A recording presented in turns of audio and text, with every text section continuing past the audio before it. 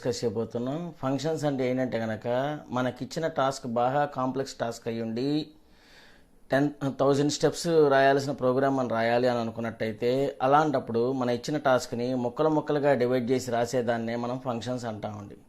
Plus రిపీటెడ్గా ఒక function వేరే ప్రోగ్రామ్స్లో మళ్ళీ రిపీట్ అయినట్టయితే అలాంటి టైంలో కూడా మనం ఫంక్షన్స్ అనేదాన్ని యూజ్ చేస్తామండి. సో అందుకని ఫంక్షన్ యొక్క డెఫినేషన్ ఏంటంటే కనుక function is a self contained block which performs a specific task. మనమే మన అవసరాన్ని నిమిత్తమయ్యి ఒక కోడ్ని ఒక ముక్కలుగా డివైడ్ చేసి ఒక్కొక్క దానికి ఒక్కొక్క పేరు పెట్టేదాన్నే ఫంక్షన్ అంటామండి. ఫంక్షన్స్ని బేస్ చేసుకుని మనకు 2 రకాలుగా బయటకు వచ్చినాయి అన్నమాట. 2 కేటగిరీస్గా డివైడ్ చేయడం జరిగింది. System defined functions, user defined functions. So ఇప్పుడు ప్రస్తుతం మనం యూజెస్ ఆఫ్ ఫంక్షన్స్ చూసిన తర్వాత మనం అప్పుడు కేటగిరీస్ ఆఫ్ ఫంక్షన్స్ అనేది చూడబోతున్నాం. యూజెస్ ఆఫ్ ఫంక్షన్స్ అని అన్నాం. ఫంక్షన్స్ మన వల్ల మనకి ఏమేమి యూజెస్ ఉన్నాయో చూడబోతున్నాం. రీయూజబిలిటీ అని అన్నాం. రీయూజబిలిటీ ఏంటంటే కనుక వాడిన దాన్నే మళ్ళా యూజ్ చేసేదాన్నే రీయూజబిలిటీ అంటామండి. ఒకసారి ఒక ప్రోగ్రాంలో మనం ఒక ఫంక్షన్ రాసినట్టయితే వేరే ప్రోగ్రామ్స్లో కూడా మళ్ళీ అదే ఫంక్షన్ రిపీట్ అయినట్టయితే దాన్నే రీయూజబిలిటీ అంటామండి. ఉదాహరణకు ఫర్ ఎగ్జాంపుల్ ఫ్యాక్ట్ అనే ఫంక్షన్ రాశాను అనుకోండి. ఇక్కడ ఫ్యాక్ట్ అనే ఫంక్షన్ రాశానండి. ఫ్యాక్ట్ అనే ఫంక్షన్లో నాకు ఇక్కడ కోడ్ రాయడం జరిగింది. ఇది ఒక ఫంక్షన్ అన్నమాట. ఈ ఫంక్షన్ని మనం ఒక 3 ప్రోగ్రామ్స్ రాస్తున్నాను అన్నమాట. ఇక్కడ ఏమిస్తున్నాను, sum is equal to x⁴1 divide by 1 factorial plus x⁴2 divide by 2 factorial continues on x⁴n divide by n factorial అని చెప్పానండి. రెండో task sum is equal to 1 factorial plus 2 factorial plus 3 factorial continues on n factorial అని ఇచ్చాను అనుకోండి. Next మూడో task nCr is equal to n factorial divide by n minus r factorial into r factorial అని ఇచ్చాను అనుకోండి. ఇక్కడ fact అనే function రాశాము. ఇక్కడ పవర్ అనే ఫంక్షన్ ఒకటి రాశానండి. పవర్ అనే ఫంక్షన్ ఒక చోట రాసుకున్నాను అనమాట. ఇది ఒక ఫంక్షను, ఇది రెండో ఫంక్షను. ఫస్ట్ ఫంక్షను, ఇది సెకండ్ ఫంక్షన్, 2 ఫంక్షన్స్ రాసుకున్నా. ఇప్పుడు ఇచ్చిన టాస్క్స్ 3 ఉన్నాయనుకోండి. Sum is equal to x⁴1 divide by 1 factorial plus x⁴2 divide by 2 factorial continues on x⁴n divide by n factorial అని చెప్పాం. ఇక్కడ sum is equal to 1 factorial plus 2 factorial plus 3 factorial అని చెప్పాను. Continues on n factorial అని చెప్పాం. ఇక్కడ binomial theorem NCR is equal to n factorial divide by n minus r factorial into r factorial అని చెప్పాం. ఇప్పుడు ఇదే తీసుకున్నట్టయితే మొదటి టాస్క్ తీసుకున్నట్టయితే నేను ఇక్కడ ఆల్రెడీ ఒక ఫ్యాక్టోరియల్ ఫంక్షన్ రాయడం జరిగింది, పవర్ అనే ఫంక్షన్ రాయడం జరిగింది. ఇక్కడ x⁴1 x⁴2 continuous on x⁴n అనేది ఎన్నిసార్లు చేస్తున్నాం, n టైమ్స్ చేస్తున్నాం. చేస్తుంది ఏంటిది ఇక్కడ పవర్. అప్పుడు పవర్ అనే దాన్ని ఒకసారి రాసి దాన్ని n నెంబర్ ఆఫ్ టైమ్స్ ఇక్కడ యూజ్ చేసుకోవచ్చు.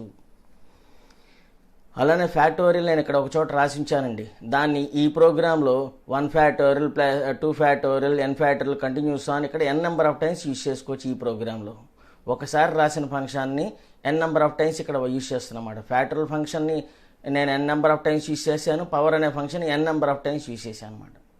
అలానే ఇక్కడే ఇదే ఫ్యాక్టోరియల్ మళ్ళీ వేరే టాస్క్ ఉందనుకోండి. సమ్ అని చెప్పి ఇంకో రెండో టాస్క్ ఇచ్చామంట. Sum is equal to 1 factorial plus 2 factorial continues on n factorial అని చెప్పాను.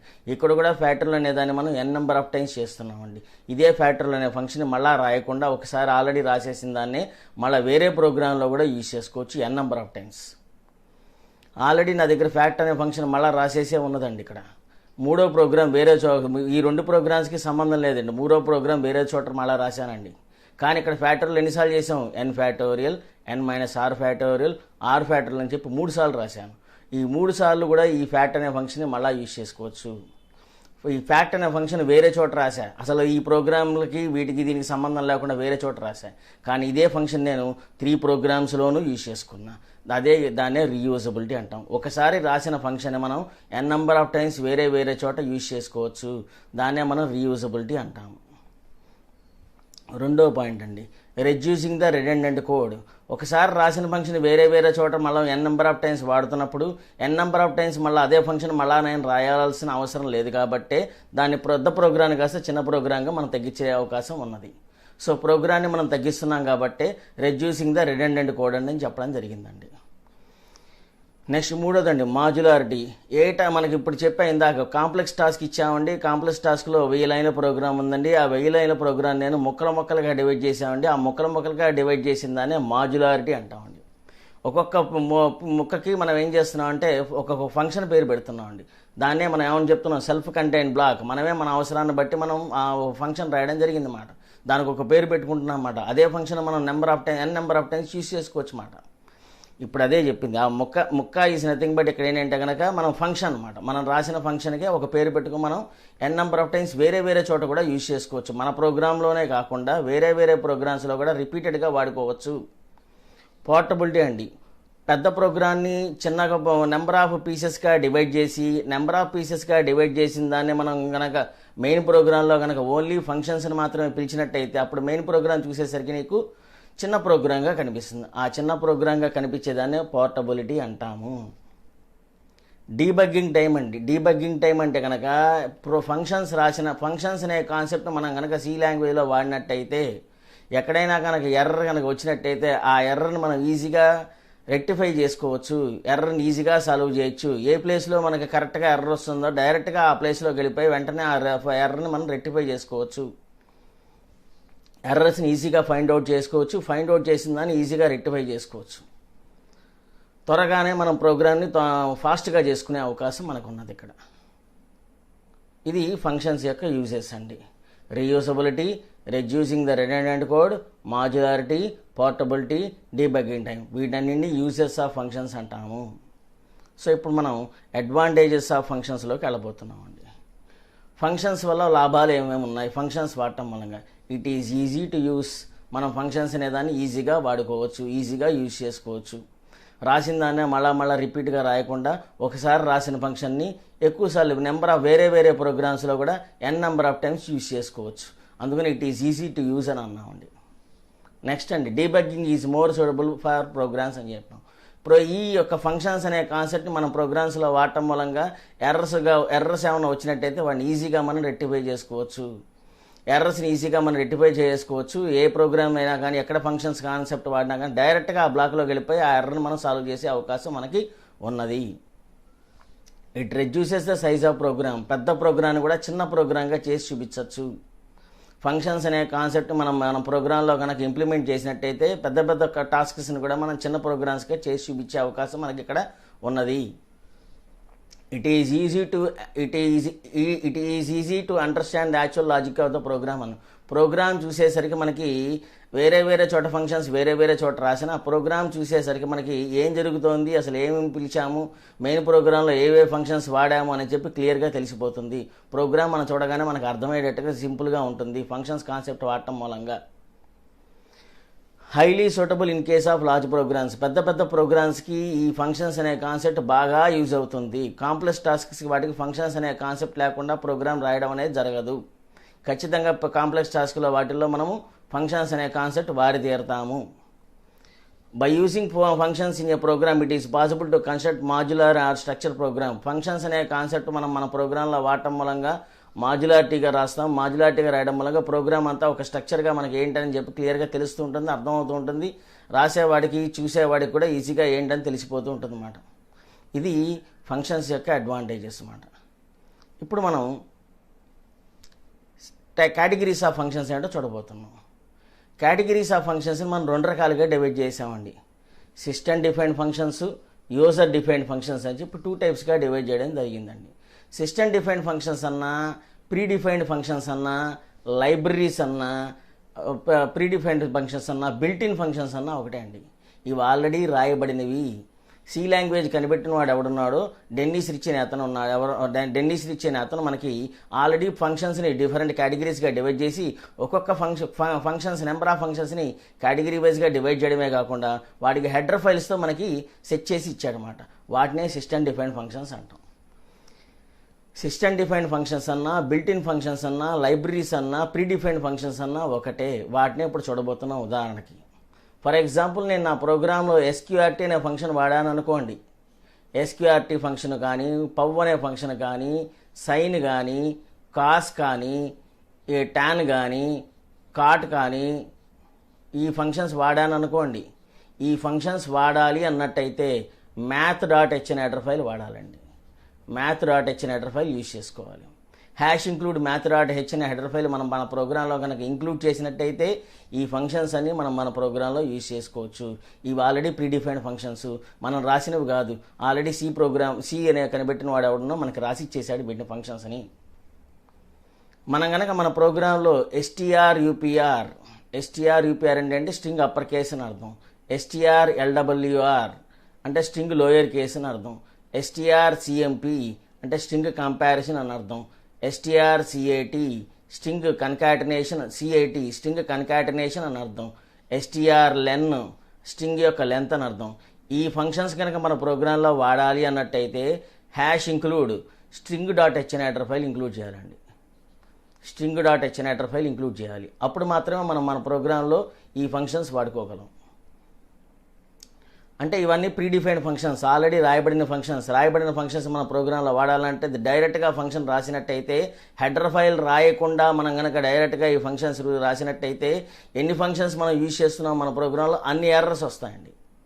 కంపల్సరీ హెడర్ ఫైల్ ఇంక్లూడ్ చేసిన తర్వాత మాత్రమే మనం ఈ ఫంక్షన్స్ని మన ప్రోగ్రాంలో వాడుకోగలం. ఫర్ ఎగ్జాంపుల్ మళ్ళా ఎంఎలాక్ అని చెప్పి ఒక ఫంక్షన్ ఉందండి, ఎంఎలాక్, సిఎలాక్ అని చెప్పి ఫంక్షన్ ఉందండి. ఎంఎలాక్ అంటే మెమరీ అలొకేషన్ అని, సిఎలాక్ అంటే క్యారెక్టర్ అలొకేషన్ అని, రీఎలాక్ అని చెప్పి ఒక ఫంక్షన్ ఉందండి, రీఎలాక్ అంటే రీఅలొకేషన్ అని. ఈ ఫంక్షన్స్ కనుక నేను నా ప్రోగ్రాంలో వాడాలన్నట్టయితే ALLOC.h అనే హెడర్ ఫైల్ వాడాలండి. ALLOC.h అనే హెడర్ ఫైల్ వాడితే మాత్రమే ఎంఎలాక్, సిఎలాక్, రీఎలాక్ అనే ఫంక్షన్స్ నేను నా ప్రోగ్రాంలో వాడుకోగలను. అలా ఏ ఫంక్షన్స్ నేను నా ప్రోగ్రాంలో వాడుతున్నానో ఆ ఫంక్షన్ సంబంధించిన హెడర్ ఫైల్ పైన ఇంక్లూడ్ చేస్తే మాత్రమే మనం ఆ ఫంక్షన్స్ మన ప్రోగ్రాంలో యూజ్ చేసుకోగలము. లేకపోతే ఒకవేళ హెడర్ ఫైల్ వాడకుండా, హెడర్ ఫైల్ పైన ఇంక్లూడ్ చేయకుండా ఫంక్షన్స్ కనుక మన ప్రోగ్రాంలో, ఈ సిస్టమ్ డిఫైన్ ఫంక్షన్స్ కనుక మన ప్రోగ్రాంలో రాసినట్టయితే ఎన్ని ఫంక్షన్స్ మనం రాసామో అన్ని ఎర్రర్స్ వస్తాయండి. సిస్టమ్ డిఫైన్డ్ ఫంక్షన్స్ మనం మన ప్రోగ్రాంలో వాడాలి అన్నట్టయితే పైన హెడర్ ఫైల్ ఇంక్లూడ్ చేసిన తర్వాత మాత్రమే మనం ఆ ఫంక్షన్స్ మన ప్రోగ్రాంలో యూజ్ చేసుకోగలమండి. ఇక్కడికి సిస్టమ్ డిఫైన్డ్ ఫంక్షన్స్ అంటే చెప్పడం అయిపోయింది. నెక్స్ట్ చెప్తున్నాం యూజర్ డిఫైన్డ్ ఫంక్షన్స్ అండి. యూజర్ డిఫైన్డ్ ఫంక్షన్స్ అంటే కనుక యూజర్ అనేవాడు తనంతట తాను తనకు కావాల్సినట్టుగా ఇచ్చిన టాస్క్ని, కాంప్లెక్స్ టాస్క్ని ముక్కలుగా డివైడ్ చేసి చేసిన దాన్ని ఒక్కొక్క పేరు పెట్టేదాన్ని యూజర్ డిఫైన్డ్ ఫంక్షన్ అంటామండి. ఈ యూజర్ డిఫైన్డ్ ఫంక్షన్స్ని 4 టైప్స్గా డివైడ్ చేయడం జరిగిందండి. Function without argument without return value, function without argument with return value, function with argument without return value, functions with arguments with return value అని చెప్పి 4 టైప్స్గా డివైడ్ చేయడం జరిగింది. వీటిని ఒక్కొక్క దాన్ని మనం తర్వాత డిస్కస్ చేస్తున్నాం తర్వాత. నెక్స్ట్ అండి ఇప్పుడు మనం వెళ్తుందంటే ఫంక్షన్స్లో మనం ఇంకా ఏమేమి నేర్చుకుంటామని చెప్పుకోబోతున్నాం మాట. ఇక్కడ కాలింగ్ ఫంక్షన్ అంటే ఏంటి, కాల్డ్ ఫంక్షన్ అంటే ఏంటి చూడబోతున్నాం. కాల్డ్ ఫంక్షన్ అంటే కనుక మనం ఫంక్షన్ రాసి ఒక బ్లాక్గా డివైడ్ చేసి ఇచ్చిన టాస్క్ని ముక్కలుగా డివైడ్ చేసి ఆ ముక్కకి మనం పేరు పెట్టేదాన్నే ఫంక్షన్, కాల్డ్ ఫంక్షన్ అంటామండి. ఫంక్షన్ రాసాను, ఆ ఫంక్షన్ పేరు ఏంటి, ఇక్కడ డిస్ప్లే అండి. డిస్ప్లే అనే ఫంక్షన్లో లాజిక్ ఏది ఉందో అది ఇందులో రాయడం జరిగింది. ప్రింట్ ఆఫ్ రామా అని చెప్పించాను, దీన్ని కాల్డ్ ఫంక్షన్ అంటామండి. ఈ ఫంక్షన్ని మెయిన్ ప్రోగ్రాంలో పిలిస్తే మాత్రమే అప్పుడు ఈ ఫంక్షన్ వచ్చి వర్కౌట్ అవుతుందండి, లేకపోతే వర్కౌట్ అవ్వదండి. మెయిన్ ప్రోగ్రాంలో నువ్వు రాసిన ఫంక్షన్స్ని కనుక మెయిన్ ప్రోగ్రాంలో పిలిస్తే మాత్రమే ఆ ఫంక్షన్స్ వచ్చి రన్ అవుతాయి, లేకపోతే రన్ అవ్వవు. నువ్వు నెంబర్ ఆఫ్ ఫంక్షన్స్ని విడివిడిగా డివైడ్ చేసి రాసినా ఆ ఫంక్షన్స్ని మెయిన్ ప్రోగ్రాంలో కనుక పిలవకపోతే అవి రాసినా రాయిపోయినా ఒకటే. ఫంక్షన్స్ నెంబర్ ఆఫ్ ఫంక్షన్స్ మనం డివైడ్ చేసి రాసి ఆ ఫంక్షన్స్ అనేవి మెయిన్ ప్రోగ్రాంలో పిలిస్తే మాత్రమే అవి వచ్చి రన్ అవుతాయి. ఆల్రెడీ ఫంక్షన్ రాసాం, ఫంక్షన్ రాసేసిన దాన్ని మనం కాల్డ్ ఫంక్షన్ అంటాం. ఆ ఫంక్షన్ మెయిన్ ప్రోగ్రాంలో పిలుస్తున్నాం కాబట్టి ఆ ఫంక్షన్ ఇక్కడికి వచ్చి రన్ అవ్వాలి. ఈ మెయిన్ ప్రోగ్రాంలో పిలిచేదాన్ని ఏమంటామంటే కనుక కాలింగ్ ఫంక్షన్ అంటామండి. కాలింగ్ ఫంక్షన్ అంటే ఏంటంటే కనుక ఫంక్షన్ రాసిన దాన్ని మనం మెయిన్ ప్రోగ్రాంలో పిలిచేదాన్నే కాలింగ్ ఫంక్షన్ అంటాము. ఫంక్షన్ ఆల్రెడీ రాసిన దాన్ని మెయిన్ ప్రోగ్రాంలో పిలిచేదాన్నే కాలింగ్ ఫంక్షన్ అంటాము. కాలింగ్ ఫంక్షన్ అంటే ఈ ఫంక్షన్ ఇక్కడికి వచ్చి రన్ అవ్వమని అర్థము. ఇది కాల్డ్ ఫంక్షన్, ఇది కాలింగ్ ఫంక్షన్. మెయిన్ ప్రోగ్రామ్ అంటే ఏంటంటే కనుక ఏ ప్లేస్లో వాయిడ్ మెయిన్ అని రాసి ఆ మెయిన్ ప్రోగ్రాంలో ఈ ఫంక్షన్ కనుక పిలిస్తే దాన్ని కాలింగ్ ఫంక్షన్ అంటామండి. ఇక్కడికి కాలింగ్ ఫంక్షన్, కాల్డ్ ఫంక్షన్ అంటే చెప్పడం అనేది అయిపోయిందండి.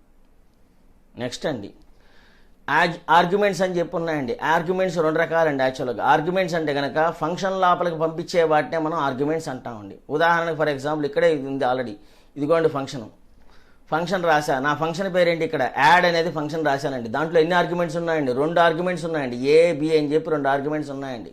ఇక్కడ ఫంక్షన్ నేను ఏం రాశానండి, సమ్ అనే ఫంక్షన్ రాశానండి. సమ్ అనే ఫంక్షన్లో ఏం రాశానండి, a+b క్యాలిక్యులేషన్ చేశానండి. ప్రింట్ఎఫ్ ద్వారా a+b చేసి నేను అవుట్పుట్ డిస్ప్లే చేస్తున్నానండి. ఫంక్షన్ ముందర వాయిడ్ అని రాశానండి. వాయిడ్ అంటే కనుక ఎటువంటి రిటర్న్ వాల్యూ రాకూడదు అని అనుకున్నప్పుడు నేను వాయిడ్ రాయాలండి. ఫంక్షన్ ముందర కనుక నేను వాయిడ్ కనుక రాసినట్టయితే it cannot returns any value, ఎటువంటి రిటర్న్ వాల్యూ రాకూడదు అని అనుకున్నప్పుడు మనం వాయిడ్ రాస్తాము. ఫంక్షన్ నాకు రిటర్న్ వాల్యూ రావాలి అని అనుకున్నప్పుడు ఫంక్షన్ ముందర ఇంట్ కానీ ఫ్లోట్ కానీ లాంగ్ కానీ డబల్ కానీ రాసుకోవచ్చు.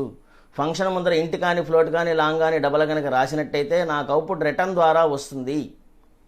ఫంక్షన్ ముందర వాయిడ్ కనుక రాసినట్టయితే నాకు రిటర్న్ వాల్యూ రాకూడదు, ప్రింట్ఎఫ్ ద్వారా అవుట్పుట్ రావాలనుకున్నప్పుడు మనం వాయిడ్ అనే దాన్ని వాడటం జరుగుతుంది. సో ఇక్కడ ఫంక్షన్ రాశా, ఫంక్షన్ లోపల పంపించే వాటిని ఫార్మల్ ఆర్గ్యుమెంట్స్ అంటాం. ఇదిగోండి పంపించా ఏబి అని చెప్పి 2 ఆర్గ్యుమెంట్స్ ఇచ్చాను. ఈ 2 వేరియబుల్స్ ఆధారంగా మనకి ఇక్కడ ఈ 2 ఆర్గ్యుమెంట్స్ ఆధారంగా ఇక్కడ క్యాలిక్యులేషన్ చేశాము, a+b క్యాలిక్యులేషన్ చేశాము. a+b క్యాలిక్యులేషన్ చేసిన దాన్ని ఇక్కడ తీసుకొచ్చి డిస్ప్లే చేయమని చెప్తున్నాం. ఇది మెయిన్ ప్రోగ్రామ్ అండి. మెయిన్ ప్రోగ్రాంలో యాక్చువల్గా వీటిని యాక్చువల్ ఆర్గ్యుమెంట్స్ అంటామండి. XYని యాక్చువల్ ఆర్గ్యుమెంట్స్ ఎందుకు అన్నామంటే కనుక మెయిన్ ప్రోగ్రాంలో డిక్లేర్ చేసిన వేరియబుల్స్ని యాక్చువల్ ఆర్గ్యుమెంట్స్ అంటాము. మెయిన్ ప్రోగ్రాంలో డిక్లేర్ చేసిన యాక్చువల్ ఆర్గ్యుమెంట్స్ అంటాము. ఫంక్షన్ లోపల డిక్లేర్ చేసిన వేరియబుల్ని ఫార్మల్ ఆర్గ్యుమెంట్స్ అంటాము. ఫంక్షన్ లోపల డిక్లేర్ చేసిన వేరియబుల్స్ని ఫార్మల్ ఆర్గ్యుమెంట్స్ అంటాము. ఇప్పుడు ఇక్కడ ఎక్స్కి 5 అనే వాల్యూ ఇచ్చానండి, వైకి 6 అనే వాల్యూ ఇచ్చానండి. ఇది ఒరిజినల్ వేరియబుల్స్ అంటాం, వీటిని యాక్చువల్ ఆర్గ్యుమెంట్స్ అంటాం. ఇప్పుడు ఎక్స్కి 5 ఇచ్చాం, వైకి 6 ఇచ్చాం. యాడ్లోకి ఎవరిని పంపిస్తున్నట్టు, ఎక్స్ని వైని పంపిస్తున్నట్టు. అంటే ఇక్కడ ఎవరు పాస్ అవుతున్నట్టు, 5, 6 పాస్ అవుతున్నట్టు. ఇక్కడ నుంచి ఇటు పాస్ అవుతుందండి ఫంక్షన్ లోపలికి. ఇప్పుడు ఇక్కడ ఎక్స్ని వై పాస్ అవ్వండి. ఎక్స్కి ఇచ్చిన వాల్యూస్ 5, 6 అనేది ఏకి బీకి ఎస్ అని అవుతాయండి. అంటే ఇప్పుడు ఇక్కడ ఏ అంటే ఎవరు 5 అని అర్థము, బి అంటే ఎవరు 6 అని అర్థము. ఈ XY అనే వాటిని యాక్చువల్ ఆర్గ్యుమెంట్స్ అంటాము, ఏబి అనే వాటిని ఫార్మల్ ఆర్గ్యుమెంట్స్ అంటాము. ఎక్స్కి వైకి ఇచ్చిన వాల్యూస్ని 5, 6 అనే వాల్యూస్ని మాత్రమే ఏకి బీకి ఎస్ఎన్ అవుతాయి. XY మాత్రం పాస్ అవ్వవు. ఎక్స్కి వైకి ఇచ్చిన వాల్యూస్ మాత్రమే ఏకి బీకి ఎస్ఎన్ అవ్వడం జరుగుతుంది. వీటినే యాక్చువల్ ఆర్గ్యుమెంట్స్ అంటాం, వీటిని ఫార్మల్ ఆర్గ్యుమెంట్స్ అంటాము. సో ఇక్కడ యాడ్లోకి 5, 6 పాస్ అవుతున్నాయి. ఏకి 5 పాస్ అయింది, బీకి 6 పాస్ అయింది. లోపలికి వచ్చి a+b చేసేసింది. 11 అనే వాల్యూ తీసుకొచ్చి నాకు ఇక్కడ డిస్ప్లే చేయడం జరిగింది. సో యాక్చువల్ ఆర్గ్యుమెంట్స్ అంటే మెయిన్ ప్రోగ్రాంలో వేరియబుల్స్కి ఏం వాల్యూస్ ఇస్తామో ఆ వాల్యూస్ని మనం ఫంక్షన్ లోపల పంపించే వాటినే యాక్చువల్ ఆర్గ్యుమెంట్స్ అంటాము. ఫంక్షన్ లోపల పంపించిన వేరియబుల్స్ ఏమున్నాయో ఆ వేరియబుల్స్కి అసైన్ చేసిన వాల్యూస్ ఏమున్నాయో ఫంక్షన్ ఎక్కడుందో ఆ ఫంక్షన్లోకి ఇవే వాల్యూస్ తీసుకుని పాస్ అయ్యే వాటినే ఫార్మల్ ఆర్గ్యుమెంట్స్ అంటాము. ఇక్కడికి ఆర్గ్యుమెంట్స్ ఏంటో చెప్పడం అనేది జరిగింది అన్నమాట. నెక్స్ట్ చెప్తున్నామండి, రిటర్న్ స్టేట్మెంట్ అంటే ఏంటంటే అన్నాం. ఫంక్షన్ ముందర ఇందాకే చెప్పాం ఆల్రెడీ. ఫంక్షన్ ముందర కనుక ఇంట్ కానీ ఫ్లోట్ కానీ డబల్ కానీ లాంగ్ కానీ రాసినట్టయితే మనము వచ్చే వాల్యూ రిటర్న్ ద్వారా వస్తుంది. ఫర్ ఎగ్జాంపుల్ ఇంట్ ఫ్యాక్ట్ అని చెప్పాను అనుకోండి, ఇంట్ ఫ్యాక్ట్ అని పంపించా, ఫ్లోట్ ఫ్యాక్ట్ అని పంపించాం. సో ఇక్కడ మనకి లాంగ్ ఫ్యాక్ట్ అని ఇచ్చాను అనుకోండి, నాకు వచ్చే వాల్యూ రిటర్న్ ద్వారానే వచ్చేది. రిటర్న్ 5 అన్నా అనుకోండి, ఇది తీసుకుని దీంట్లో పాస్ అవుతుంది. ఇక్కడ ఇంటి ఎక్స్ అని ఇచ్చాను కాబట్టి ఇంటి ఎక్స్ అని ఇస్తే ఎక్స్కి 5 అనే వాల్యూ పాస్ అవుతున్నట్లు లెక్క. సో ఇది రిటర్న్ స్టేట్మెంట్ మాట. ఫంక్షన్స్ ముందర కనుక ఇంట్ కానీ ఫ్లోట్ కానీ లాంగ్ కానీ డబల్ కానీ వాడినట్టయితే నాకు వచ్చే అవుట్పుట్ రిటర్న్ ద్వారానే వచ్చేది. రిటర్న్ స్టేట్మెంట్ ఎప్పుడు వస్తుందంటే కనుక ఫంక్షన్ ముందర ఇంట్ కానీ ఫ్లోట్ కానీ లాంగ్ కానీ డబల్ కానీ వాడినట్టయితే నాకు వచ్చే వాల్యూ రిటర్న్ ద్వారానే వచ్చేది. అదే ఫంక్షన్ ముందర కనుక వాడినట్టయితే రిటర్న్ వాల్యూ రాదు, ప్రింట్ఎఫ్ ద్వారా అవుట్పుట్ వస్తుంది. మరి ప్రోటోటైప్ ఆఫ్ ఫంక్షన్ అంటే ఏంటన్నాం. ప్రోటోటైప్ అంటే కనుక ఫంక్షన్స్ రాసాం, ఆ ఫంక్షన్స్ని మెయిన్ ప్రోగ్రాంలో ఏంటివి అని చెప్పేదాన్నే, అంటే మెయిన్ ప్రోగ్రాంలో ఫంక్షన్స్ని ఏమేమి వాడుతున్నాం అని చెప్పి ముందరే తెలియజేసేదాన్నే ప్రోటోటైప్ అంటామండి. ఫర్ ఎగ్జాంపుల్ నా ఫంక్షన్లో నా ప్రోగ్రాంలో యాడ్ అనే ఫంక్షన్ రాశానండి. యాడ్ అనే ఫంక్షన్స్లో 2 ఆర్గ్యుమెంట్స్ ఉన్నాయండి. ఇది ఎక్కడ రాయాలి అన్నట్టయితే వాడి మెను కంటే ముందర నేను ఈ ఫంక్షన్ నేను నా ప్రోగ్రాంలో పిలుస్తున్నానని చెప్పి తెలియజేసేదాన్నే ప్రోటోటైప్ ఆఫ్ ఫంక్షన్ అని అంటామండి. మెయిన్ ప్రోగ్రాంలో ఫంక్షన్స్ నెంబర్ ఆఫ్ ఫంక్షన్స్ మనం రాసేసాం. ఆ నెంబర్ ఆఫ్ ఫంక్షన్స్ ఏంటివి, దాని యొక్క పేరేంటి, దాని యొక్క డేటా టైప్ ఏమొస్తుంది, దాంట్లో ఎటువంటి ఆర్గ్యుమెంట్స్ మనం పంపించామని చెప్పి మెయిన్ ప్రోగ్రామ్ కంటే ముందరే వీటిని మనం రాయాలి. ఇలా రాసే వాటినే ప్రోటోటైప్ ఆఫ్ ఫంక్షన్స్ అంటాం. అంటే ఇప్పుడు నా ప్రోగ్రాంలో యాడ్ అనే ఫంక్షన్ రాశాను, దాంట్లో 2 ఆర్గ్యుమెంట్స్ ఉన్నాయని చెప్పి తెలియజేస్తున్నాను అనమాట. నా ప్రోగ్రాంలో డిస్ప్లే అనే ఫంక్షన్ నేను వాడాను, దాన్ని ఇక్కడ పిలుస్తున్నాను అనే సంగతి తెలుస్తుంది అనమాట. నా ప్రోగ్రాంలో మెయిన్ అనే ఫంక్షన్, ఫ్యాక్ట్ అనే ఫంక్షన్ రాశాను, ఆ ఫ్యాక్ట్ అనే ఫంక్షన్ని నేను నా మెయిన్ ప్రోగ్రాంలో తెలియజేయడం జరిగింది అన్నమాట. అంటే మెయిన్ ప్రోగ్రాంలో ఫంక్షన్స్ రాసినవి ఏవి ఉన్నాయో వాటిని మనం తెలియజేసేదాన్నే ప్రోటోటైప్ ఆఫ్ ఫంక్షన్స్ అంటాము. ఇప్పుడు మనం ఫంక్షన్స్ యొక్క రూల్స్ ఏంటో చూడబోతున్నాం అన్నమాట 1 by 1. ఫంక్షన్స్ రాసేప్పుడు ఏమేమి రూల్స్ ఫాలో అవ్వాలి ఇప్పుడు 1 by 1 చూడబోతున్నాం. Function must be followed by a pair of parenthesis. ఏ ఫంక్షన్ నువ్వు రాయాలన్నా కానీ, ఫ్యాక్ట్ అయినా కానీ, ఇది రాస్తే ఇది యాక్చువల్గా ఫంక్షన్ కాదు. ఫంక్షన్ పక్కన పెరాన్సిస్ ఓపెన్ చేసి క్లోజ్ చేస్తే ఇది ఫంక్షన్ అవుతుంది.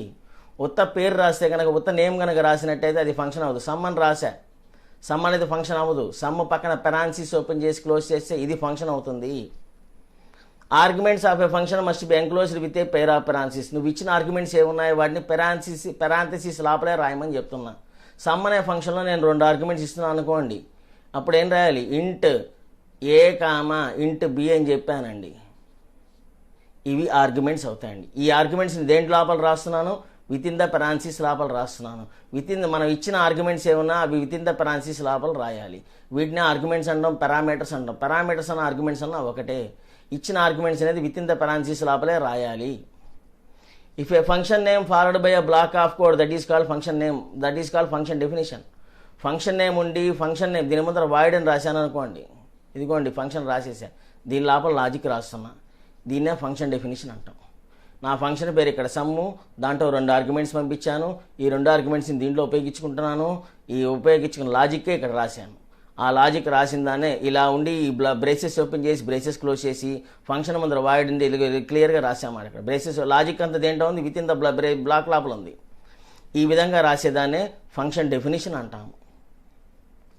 If A function name followed by A semicolon that is invoked from other function. ఇప్పుడు ఇదిగోండి మెయిన్ ప్రోగ్రామ్ అండి, ఇదిగో వాయిడ్ మెయిన్ అని రాశాము. మెయిన్ ప్రోగ్రాంలో ఈ ఫంక్షన్ పిలుస్తున్నానండి, సమ్ అనే ఫంక్షన్ పిలిచాను. సమ్ అనే ఫంక్షన్లో ఏని ఎక్స్ని వైని అని చెప్పి 2 వాల్యూస్ ఇచ్చానండి. ఇంట్ ఎక్స్ అని చెప్పాను, దీని ముందర ఎక్స్కి వాల్యూ ఇచ్చా 5 అని చెప్పి, వై అని చెప్పా వేరియబుల్ ఇచ్చా, వైకి 6 అని ఇచ్చాను. ఈ ఎక్స్ని వైని పంపించాను. ఇదిగోండి ఇప్పుడు ఇది ఏమవుతుంది? కాలింగ్ ఫంక్షన్ అవుతుంది. ఏంటిది? కాల్డ్ ఫంక్షన్ అవుతుంది. అంటే ఫంక్షన్ రాసాం, ఫంక్షన్ని కంపల్సరీ మెయిన్ ప్రోగ్రాంలో పిలవాలి. ఫంక్షన్ని మెయిన్ ప్రోగ్రాంలో పిలిచేదాన్నే ఏమంటున్నాం? సెమీకాలం ఇచ్చాను, సెమీకాలం ఇచ్చేలా పిలిచేదాన్ని ఏమంటున్నాం? కాలింగ్ ఫంక్షన్ అంటాం, దీన్ని కాల్డ్ ఫంక్షన్ అంటాం. ఫంక్షన్ రాసి ఈ ఫంక్షన్ మెయిన్ ప్రోగ్రాంలో పిలిచేదాన్నే ఇన్వోకింగ్ అంటామండి. ఇదిగోండి ఇన్వోక్డ్ ఫ్రమ్ అదర్ ఫంక్షన్, వేరే చోట రాసిన ఫంక్షన్ని మనం ఇందులో పిలుస్తున్నాం కాబట్టి ఇది ఇచ్చి ఇక్కడ రన్ అవ్వమని అర్థం మాట. నెక్స్ట్ అండి, prototype of called function should be declared from called function. అంటే ఫర్ ఎగ్జాంపుల్ ఇక్కడ నేను ఇందాక సమ్ అనే ఫంక్షన్ రాశానండి, వాయిడ్ సమ్ అని రాశాను. వాయిడ్ సమ్ ఇంట్ ఎక్స్ ఏ కామా ఇంట్ బి అని చెప్పాము, దాని లోపల లాజిక్ రాయడం జరిగింది, లాజిక్ రాసేసాము. ఇదిగోండి వాయిడ్ మెయిన్ రాశాను, వాయిడ్ మెయిన్ లోపల ఈ ఫంక్షన్ పిలవడం జరుగుతోంది. ఇదిగో ఇంట్ ఎక్స్ అని చెప్పాను, ఎక్స్కి వై వాల్యూ ఇచ్చాను 5 అని చెప్పి, వైకి వాల్యూ ఇచ్చా 6 అని చెప్పి, ఇక్కడ మనం ఫంక్షన్ పిలుస్తున్నాను. సమ్ అనే ఫంక్షన్ పిలిచాం, సమ్ అనే ఫంక్షన్లో ఎక్స్ని వైని పంపించాను. కానీ ఈ ఫంక్షన్ ముందర తెలియజేయడం ఎట్టా అన్నాను. నా డేటా ఫంక్షన్ యొక్క డేటా టైప్ ఏంటి? వాయిడ్. సమ్ అనే ఫంక్షన్ ఇస్తున్నాను. ఎటువంటి ఆర్గ్యుమెంట్ ఇస్తున్నాం? ఇంటిజర్ సంబంధించిన ఆర్గ్యుమెంట్ కామా ఇంటిజర్ సంబంధించిన ఆర్గ్యుమెంట్ ఇస్తున్నాను అని అర్థం. ఇలా సెమీకాలం ఇచ్చాం. దీన్నే అంటాం ప్రోటోటైప్ ఆఫ్ ఫంక్షన్ అంటాం, ప్రోటోటైప్ అంటామండి. ప్రోటోటైప్ ఫంక్షన్ ప్రోటోటైప్ అంటామండి. ఫంక్షన్ ప్రోటోటైప్ అంటే కనుక నేను నా ప్రోగ్రాంలో ఏమేం ఫంక్షన్స్ రాశానో ఆ ఫంక్షన్స్ ఎలాంటివి, వాటిలో ఎటువంటి ఆర్గ్యుమెంట్స్ పంపించానని చెప్పి వాయిడ్ మెయిన్ కంటే ముందరే తెలియజేసేదాన్నే ఫంక్షన్ ప్రోటోటైప్స్ అంటామండి. అదే ఇక్కడ చెప్పింది మన 5th పాయింట్. 6th పాయింట్ అండి, a function can be called from any other functions any number of times. ఒకసారి రాసిన ఫంక్షన్ని వేరే ప్రోగ్రామ్స్లో కానీ మన ప్రోగ్రాంలోనే కానీ n number of times use చేసుకోవచ్చు. ఎన్నిసార్లు కావాలంటే అన్నిసార్లు మనం ఉపయోగించుకోవచ్చు. Even main function can be called from any other function. Main ఫంక్షన్లో మనం ఏ ఫంక్షన్ అయినా కానీ పిలుచుకోవచ్చు. మన మెయిన్ ప్రోగ్రాంలో ఏ ఫంక్షన్ అయినా కానీ ఎన్నిసార్లు కావాలన్నా కానీ ఎన్నిసార్లు రిపీట్ అవుతున్నా కానీ మళ్ళా యూజ్ చేసుకోవచ్చు, ఉపయోగించుకోవచ్చు, వాడుకోవచ్చు. నెక్స్ట్ అండి, రూల్స్ ఇంకా కంటిన్యూషన్ చేస్తున్నాం అన్నమాట. Main function may be defined in any where of the program but execution starts with only. ఫంక్షన్స్ని మనం యాక్చువల్గా 3 రకాలుగా రాసుకోవచ్చండి. ఇదిగోండి చూడండి, ఫస్ట్ ఫంక్షన్ రాశానండి. ఇదిగోండి ఫస్ట్ ఫంక్షన్ రాశాను, వాయిడ్ సమ్ అని చెప్పి రాశాము, ఇందులో లాజిక్ రాసేసాము, తర్వాత వాయిడ్ మెయిన్ అని చెప్పి రాస్తున్నాను. ఇదొక పద్ధతి అండి. ఇదొక పద్ధతిలో మనం వెళ్ళచ్చు. లేకపోతే ఫస్ట్ మెయిన్ రాసేసాను, తర్వాత ఫంక్షన్ రాస్తున్నాను. ఇది రెండో పద్ధతి అండి. లేదా విడిగా మనం ఒక ఫైల్ తీసుకున్నామండి, ఆ ఫైల్లో సమ్ అనే ఫంక్షన్ ఉందండి, వేరే ఫైల్ తీసుకున్నామండి, ఈ ఫైల్కి సంబంధం లేదండి, ఇక్కడ మెయిన్ ప్రోగ్రామ్ ఉందండి. ఈ మెయిన్ ప్రోగ్రాంలో ఈ ఫంక్షన్ ఎన్నిసార్లు కంటే అన్నిసార్లు ఉపయోగించుకోవచ్చండి. ఈ ఫంక్షన్ ఇది విడిగా ఇలా సేవ్ చేసి విడిగా రాయడం మూలంగా అసలు ఏ ఫైల్కి మనం రాసే మెయిన్ ప్రోగ్రామ్కి ఈ ఫంక్షన్కి సంబంధం లేకుండా విడిగా రాయడం మూలంగా ఇదే ఫంక్షన్ మనం మన ప్రోగ్రామ్కే కాదు వేరే ప్రోగ్రామ్స్లో కూడా ఎన్ నెంబర్ ఆఫ్ టైమ్స్ యూజ్ చేసుకోవచ్చు. ఫంక్షన్ మనం రాసేటప్పుడు 3 రకాలుగా రాసుకోవచ్చు. ఫస్ట్ ఫంక్షన్ రాయి, తర్వాత మెయిన్ ప్రోగ్రామ్ రాయి. లేకపోతే ఫస్ట్ మెయిన్ రాయి, ఇది రెండో పద్ధతి. ఫస్ట్ మెయిన్ రాయి, తర్వాత ఫంక్షన్ రాయి, ఇది రెండో పద్ధతి. మూడో పద్ధతి, ఫంక్షన్ విడిగా సేవ్ చేసి ఉంచు, ఈ విడిగా సేవ్ చేసిన ఫంక్షన్ మెయిన్ ప్రోగ్రాంలో ఎన్నిసార్లు కావాలంటే అన్నిసార్లు పిలుచుకోవచ్చు. ఇలా రాయడం మూలంగా మనకి ఏమవుతుందంటే ఈ ఫంక్షన్ అనేది నా ఒక ప్రోగ్రాంకే లిమిట్ లేదు, ఏ ప్రోగ్రామ్స్లో అయినా కానీ ఇదే function N number of times use చేసుకోవచ్చు. అదే ఈ మొదటి పద్ధతిలో రెండో పద్ధతిలో రాసామని అనుకోండి, ఇది ఇక్కడికే పరిమితం. ఈ సమ్ అనే ఫంక్షన్ ఈ ప్రోగ్రాంలోనే వాడుకుంటాం, ఇంకా వేరే ప్రోగ్రామ్స్లో వాడే అవకాశం నాకు లేదు. అది రెండో పద్ధతిలో రాశాను అనుకోండి, మెయిన్ ప్రోగ్రామ్ రాసా కింద సమ్ రాశాను అనుకోండి, ఈ ఫంక్షన్ కూడా ఈ మెయిన్ ప్రోగ్రామ్కే పరిమితం. అదే నేను విడిగా సమ్ అనే ఫంక్షన్ సేవ్ చేసి ఇది మనం వాడి మెయిన్ అని చెప్పి ఇంకో మెయిన్ ప్రోగ్రామ్ వేరే ఫైల్లో సేవ్ చేసి ఇచ్చాను అనుకోండి, ఈ మెయిన్ ప్రోగ్రాంలో ఈ సమ్ ఫంక్షన్ని పిలుచుకున్నాం అనుకోండి, ఇది ఇక్కడికే పరిమితం కాదు, వేరే ప్రోగ్రామ్స్లో కూడా ఈ సమ్ ఫంక్షన్ని మనం యూజ్ చేసుకోవచ్చు. Number of actual arguments must be equal in the number of formal arguments. Number of actual arguments, number of formal arguments రెండూ సేమ్ అయి ఉండాలి. అంటే ఎలా అంటే నాకు అర్థం కాలేదేంటో నన్ను. ఇదిగోండి వాయిడ్ సేమ్ అని చెప్పానండి, వాయిడ్ సమ్ అని చెప్పా. ఇందులో ఇంట్ ఏ కామా ఇంట్ బి అని చెప్పి ఇచ్చానండి. ఫంక్షన్ లాజిక్ దీంట్లో రాస్తున్నానండి. ఇది వాయిడ్ మెయిన్ రాశాను అనుకోండి, వాయిడ్ మెయిన్ అని చెప్పాము. వాయిడ్ మెయిన్లో ఏం చేస్తున్నా అంటే కనుక ఇంట్ ఎక్స్ కామా ఇంట్ ఎక్స్ ఈజ్ ఈక్వల్ టు 5 అని చెప్పాము, వై ఈజ్ ఈక్వల్ టు 6 అని ఇచ్చానండి వాల్యూ. ఇప్పుడు సమ్ అనే ఫంక్షన్ పిలిచానండి, సమ్ అనే ఫంక్షన్లో ఎక్స్ని వైని పంపించానండి. విషయం ఏంటంటే ఇక్కడ 2 ఆర్గ్యుమెంట్స్ ఉన్నాయి, ఇక్కడ 2 ఆర్గ్యుమెంట్స్ ఉన్నాయి. అంటే దీన్ని ఫార్మల్ ఆర్గ్యుమెంట్స్ అంటామండి. వీటిని ఏమంటాం? ఫార్మల్ ఆర్గ్యుమెంట్స్ అంటామండి. వీటిని ఏమంటామండి? యాక్చువల్ ఆర్గ్యుమెంట్స్ అంటామండి. ఫార్మల్ ఆర్గ్యుమెంట్స్ యాక్చువల్ ఆర్గ్యుమెంట్స్ రెండూ సేమ్ అయి ఉండాలి. ఇక్కడ 2 ఆర్గ్యుమెంట్స్ ఉంటే ఇక్కడ 2 ఆర్గ్యుమెంట్స్ ఉండాలి, ఇక్కడ 3 ఆర్గ్యుమెంట్స్ ఉంటే ఇక్కడ 3 ఆర్గ్యుమెంట్స్ ఉండాలి. ఫార్మల్ ఆర్గ్యుమెంట్స్ యాక్చువల్ ఆర్గ్యుమెంట్స్ రెండూ సేమ్ ఉంటే మాత్రమే ప్రోగ్రామ్ రన్ అవుతుంది. ఫార్మల్ ఆర్గ్యుమెంట్స్ ఏమైనా 3 ఆర్గ్యుమెంట్స్ ఉండి యాక్చువల్ ఆర్గ్యుమెంట్స్ ఏమైనా 2 ఆర్గ్యుమెంట్స్ కనుక ఉన్నట్టయితే ఎర్రర్స్ వస్తాయి. ఫార్మల్ ఆర్గ్యుమెంట్స్ యాక్చువల్ ఆర్గ్యుమెంట్స్ రెండూ సేమ్ అయితే మాత్రమే వర్కౌట్ అవుతుంది. నెక్స్ట్ 10th పాయింట్ అండి. 10th point, A function called from itself such a function is called as recursive function. Such a process is noun as recursive function.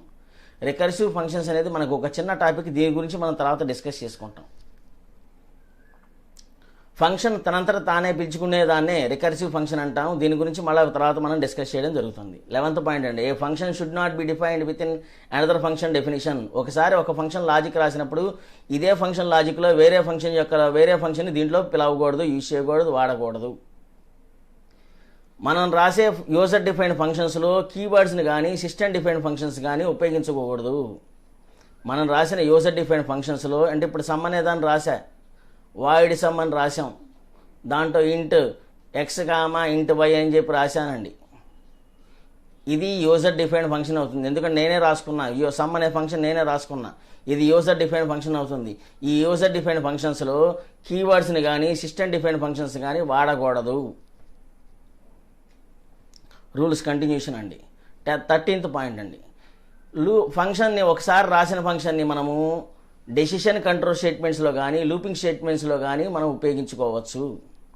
ఒకసారి రాసిన function మనము decision control స్టేట్మెంట్స్లో కానీ looping స్టేట్మెంట్స్లో కానీ ఉపయోగించుకోవచ్చు. Decision control స్టేట్మెంట్స్లో వాడితే ఏమవుతుంది? Condition కనుక true అయితే ఆ ఫంక్షన్ వచ్చి వర్కౌట్ అవుతుంది, కండిషన్ కనుక ఫాల్స్ అయితే వేరే ఫంక్షన్ వచ్చి వర్కౌట్ అవుతుంది. అదే లూపింగ్లో నేను ఈ ఫంక్షన్ పిలిచాను అనుకోండి, లూప్ అంటే ఏంటి? చేసిన పనే మళ్ళా చేయటం.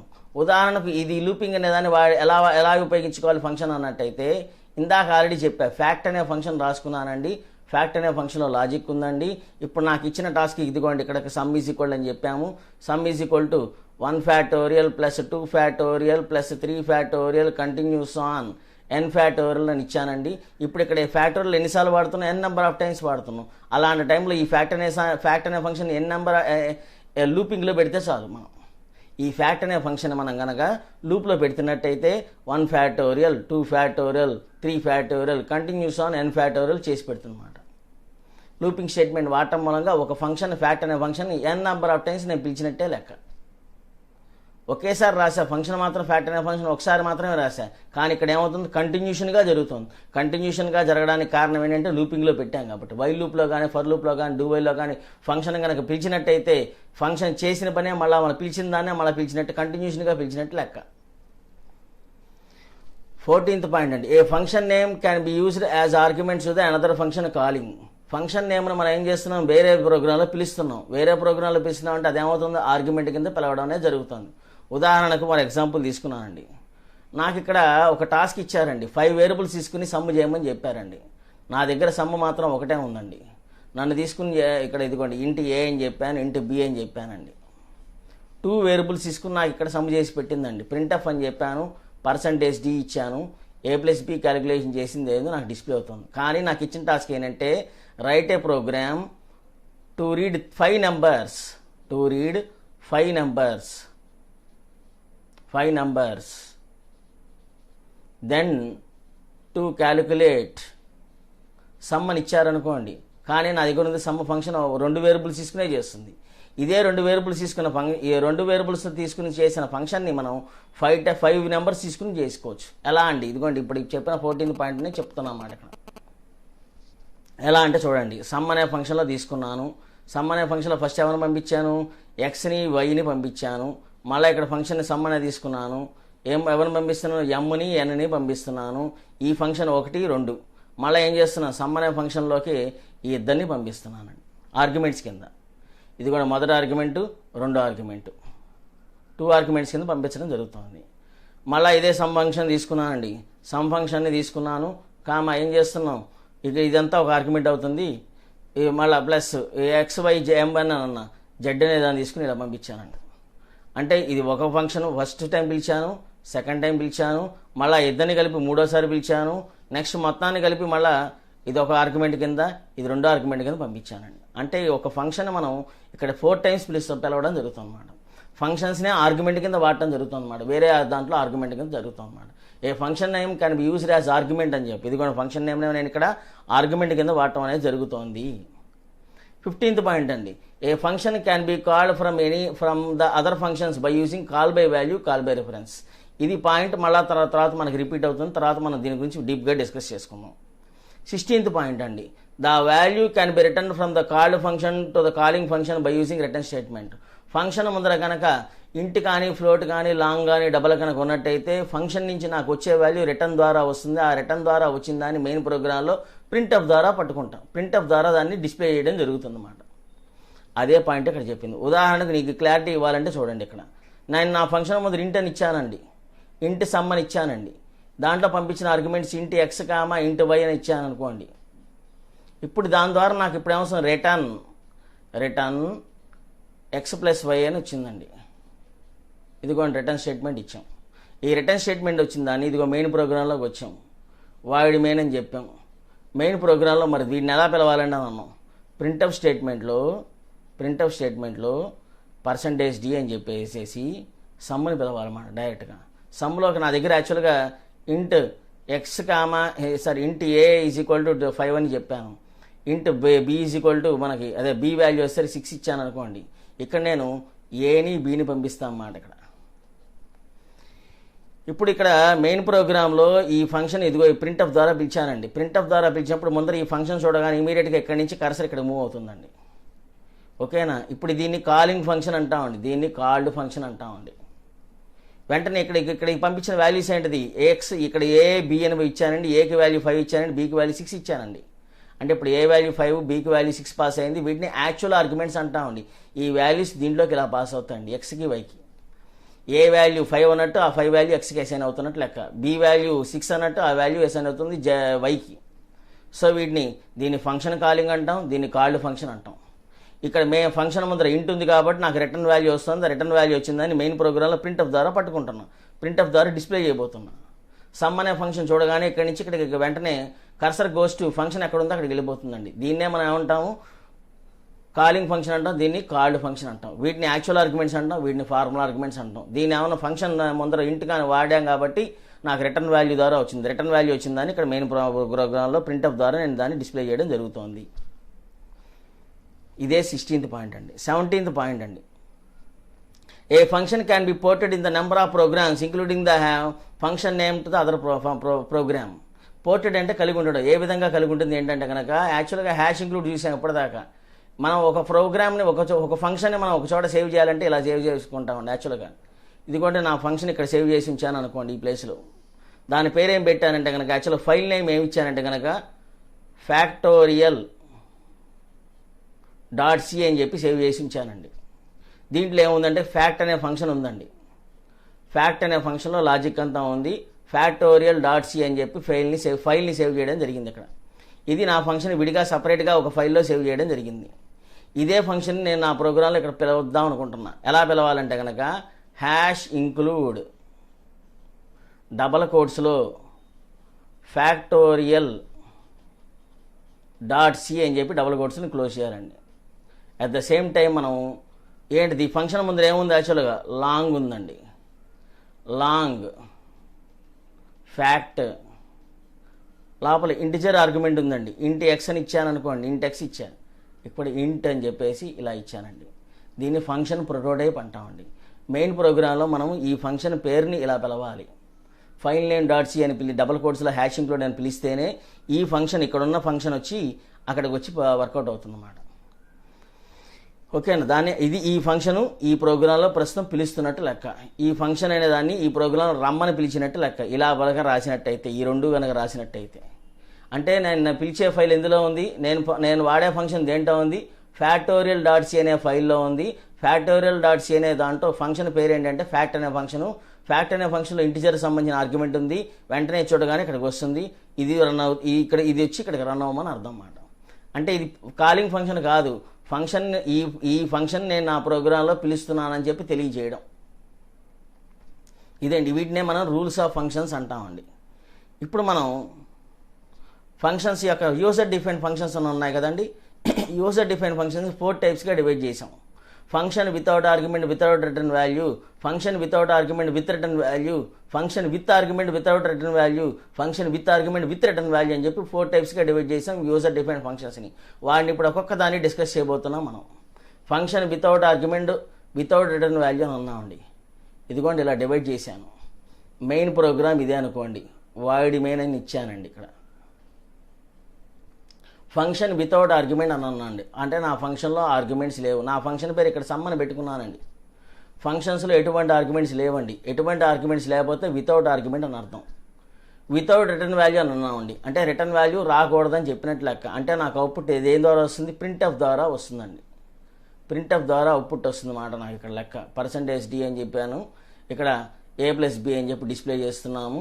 ఇదండి విషయం. అంటే దీనికంటే ముందర మనం ఏం చేయాలంటే కనుక సమ్ అనే ఫంక్షన్లోనే వాయిడ్ అని చెప్పుకోవాలండి. ఎందుకంటే రిటర్న్ వాల్యూ రాకూడదని చెప్పాక వితౌట్ రిటర్న్ వాల్యూ అని అన్నాం కాబట్టి ఫంక్షన్ ముందర ఏమున్నట్లు లెక్క, వాయిడ్ ఉన్నట్లు లెక్క. ఫంక్షన్ వితౌట్ రిటర్న్ వాల్యూ అని అన్నట్టయితే ఫంక్షన్ ముందర వాయిడ్ ఉన్నట్లు లెక్క. సో ఇక్కడ ఏబి అని చెప్పాము, దీని లోపలికి వెళ్ళాము, ఇచ్చేసేసాం వాల్యూస్. సో నాకు ఇక్కడ a+b క్యాలిక్యులేషన్ చేయడం అయిపోయింది. లోపల యాక్చువల్గా ఇంకా స్టెప్స్ ఉన్నాయి, అవన్నీ రాయట్లా. డైరెక్ట్గా ఫంక్షన్ యొక్క మెయిన్ లాజిక్ ఏదో రాస్తున్నా. నా సమ్ అనే ఫంక్షన్ ఇది. ఫంక్షన్ వితౌట్ ఆర్గ్యుమెంట్స్ ఏవీ లేదు, వితౌట్ రిటర్న్ వాల్యూ రాకూడదన్నప్పుడు ప్రింట్ఎఫ్ ద్వారా రావాలి. సో ఇక్కడ నేను మెయిన్ ప్రోగ్రాంలో ఎవరిని పిలిస్తే చాలు, సమ్ అనే ఫంక్షన్ పిలిస్తే చాలు. సమ్ అనే ఫంక్షన్ పిలిస్తే చాలు. దీన్ని కాలింగ్ ఫంక్షన్ అంటాం, దీన్ని కాల్డ్ ఫంక్షన్ అంటాం. ఇది చూడగానే వెంటనే ఇక్కడికి వచ్చి ఇది రన్ అయిపోయి ఈ అవుట్పుట్ ఇక్కడికి వచ్చి డిస్ప్లే అవుతుంది. ప్రింట్ఎఫ్ ద్వారా ఇచ్చాం కాబట్టి ఈ స్టేట్మెంట్ ఏదో యాజ్ ఈజ్గా వచ్చి ఇక్కడ డిస్ప్లే చేయడమే దీని పని. దీన్నే function without argument without return value అంటాము. సెకండ్ వన్ అండి, function without argument with return value. Function without argument with return value, మళ్ళీ సపరేట్ చేయండి. ఫంక్షన్ అనేది రాశాను, సమ్ అనే ఫంక్షన్ రాశా, ఆర్గ్యుమెంట్స్ ఏమి పంపించమాక, నా ఆర్గ్యుమెంట్స్ కానీ ఏమన్నాం విత్ రిటర్న్ వాల్యూ అన్నాం, రిటర్న్ వాల్యూ రావాలని చెప్పా. ఫంక్షన్ ముందర రిటర్న్ వాల్యూ రావాలన్నట్టయితే ఫంక్షన్ ముందర వాయిడ్ కాకుండా ఇంట్ కానీ ఫ్లోట్ కానీ లాంగ్ కానీ రాసుకోండి, అప్పుడు రిటర్న్ వాల్యూ వస్తుంది. సో ఇక్కడ నేను ఫంక్షన్ ముందర ఇంట్ అని రాశానండి, అంటే అప్పుడు నాకు దేని ద్వారా వస్తుంది, రిటర్న్ స్టేట్మెంట్ ద్వారా వస్తుంది. రిటర్న్ a ప్లస్ బి అని చెప్పేసేసాం, రిటర్న్ ద్వారా నాకు వస్తుంది. ముందర లాజిక్ ఉంది, అదంతా రాయట్లా. రిటర్న్ a ప్లస్ బి అని చెప్పి a ప్లస్ బి ద్వారా నాకు రిటర్న్ వాల్యూ వస్తుంది. ఈ రిటర్న్ ద్వారా వచ్చిందని నేను ఇక్కడ పట్టుకోవాలన్నమాట. మెయిన్ ప్రోగ్రామ్కి వచ్చాం. మెయిన్ ప్రోగ్రాంలో ఈ ఫంక్షన్ పిలుస్తున్నాం అన్నమాట. ప్రింట్ఎఫ్ ఏం చేస్తున్నాం, %d సమ్ అని చెప్పి మనం పిలుస్తున్నాం అన్నమాట, సమ్ అని పిలుస్తున్నాం అన్నమాట. ఇప్పుడు ఇక్కడ ఈ యొక్క ఫంక్షన్ వచ్చి ఇక్కడ రన్ అవుతున్నట్లు లెక్క. ఫంక్షన్ ముందర కనుక ఇంటి కానీ ఫ్లోట్ కానీ లాంగ్ కనుక ఉన్నట్టయితే నాకు వచ్చేది రిటర్న్ వాల్యూ వస్తుంది. ఈ రిటర్న్ వాల్యూ వచ్చిందని ఇక్కడ వచ్చిన రిటర్న్ వాల్యూని ఇక్కడ పట్టుకుంటున్నట్లు లెక్క. సో పర్సంటేజ్ నాకు return value a plus B వచ్చింది, ఈ a ప్లస్ బి వాల్యూ తీసుకొచ్చి నాకు ఇక్కడికి వచ్చి డిస్ప్లే చేస్తుందండి. దేని ద్వారా, ఈ %d ద్వారా నాకు ఈ వాల్యూ వచ్చి ఇక్కడ డిస్ప్లే చేయడం అనేది జరుగుతుంది. ఇదే function without argument with return value అని అన్నాం. అంటే ఆర్గ్యుమెంట్స్ నాకేమీ వద్దు, రిటర్న్ వాల్యూ మాత్రం రావాలి. రిటర్న్ వాల్యూ రావాలన్నట్టయితే ఫంక్షన్ ముందర ఇంట్ కానీ ఫ్లోట్ కానీ లాంగ్ కానీ డబల్ కానీ వాడతాము. రిటర్న్ వాల్యూ రాకూడదన్నట్టయితే వాయిడ్ అనే దాన్ని వాడతాము. రెండోది అయిపోయిందండి. మూడోది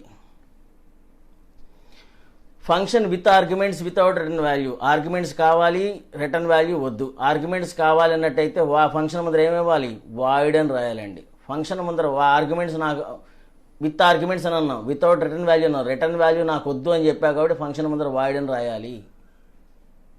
విత్ ఆర్గ్యుమెంట్స్, ఇదిగోండి ఆర్గ్యుమెంట్స్ పంపిస్తున్నా. ఇంట్ ఎక్స్ ఏ కామా ఇంట్ బి అని చెప్పాను, లోపలికి వచ్చేసేసాం. ప్రింట్ఎఫ్ ద్వారా నేను డిస్ప్లే చేస్తున్నానండి, ప్రింట్ఎఫ్ ద్వారా చెప్తున్నాను అనమాట. %d అని చెప్పేసేసాం. a ప్లస్ బి అనే వాల్యూని సమ్ చేయబోతున్నాను, ఇదిగోండి వచ్చేసేసింది. ఇది మెయిన్ ప్రోగ్రాంలో పిలవాలి. మెయిన్ ప్రోగ్రాంలో వాయిడ్ మెయిన్ అని చెప్పాం. వాయిడ్ మెయిన్లో నేను ఇక్కడ ఏమిస్తున్నా అంటే కనుక ఇంట్ ఎక్స్ కామా ఎక్స్ వాల్యూ 5 అని చెప్పా, y వాల్యూ 6 అని చెప్పి ఇచ్చాం. ఇప్పుడు నేను ఇదే ఫంక్షన్ ఇప్పుడు పిలవబోతున్నా, సమ్ అని చెప్పేసేసాం. ఎక్స్ని వైని పంపించామన్నమాట. ఇది కాలింగ్. ఇదిగోండి యాక్చువల్ ఆర్గ్యుమెంట్, ఇది ఫార్మల్ ఆర్గ్యుమెంట్స్, ఇవి యాక్చువల్ ఆర్గ్యుమెంట్స్. ఇక్కడ ఫంక్షన్ వితౌట్ రిటర్న్ వాల్యూ అన్నాం కాబట్టి వాయిడ్ వాడాలి. సో ఇక్కడ వాయిడ్ వాడినప్పుడు లోపల ప్రింట్ఎఫ్ ద్వారా అవుట్పుట్ వస్తుంది. ప్రింట్ఎఫ్ ద్వారా వచ్చిన అవుట్పుట్ మనం ఇలా దీంతో పిలిచినప్పుడు ఆటోమేటిక్గా ఇది వచ్చి ఇక్కడ డిస్ప్లే అవుతుందండి. ఎక్స్ వాల్యూ 5 ఇచ్చా, 6 ఇచ్చాను, y వాల్యూ 6 ఇచ్చా. అంటే ఇప్పుడు ఎక్స్కి వైకి 5, 6 పాస్ అవుతాయి అన్నమాట ఈ వాల్యూస్. ఇవే వాల్యూస్ని ఇక్కడ పంపిస్తున్నాం. వీటిని ఎక్స్ వైని యాక్చువల్ ఆర్గ్యుమెంట్స్ అంటాం, ఏబీని ఫార్మల్ ఆర్గ్యుమెంట్స్ అంటాం. ఈ ఎక్స్కి ఇచ్చిన వాల్యూ 5 దీనికి వచ్చే అసైన్ అవుతుందన్నమాట, ఇలా వచ్చే అసైన్ అవుతుందన్నమాట. ఏకి అసైన్ అవుతుంది. వైకి ఇచ్చిన వాల్యూ వచ్చేసరికి ఇలా పాస్ అవుతుందన్నమాట బీకి.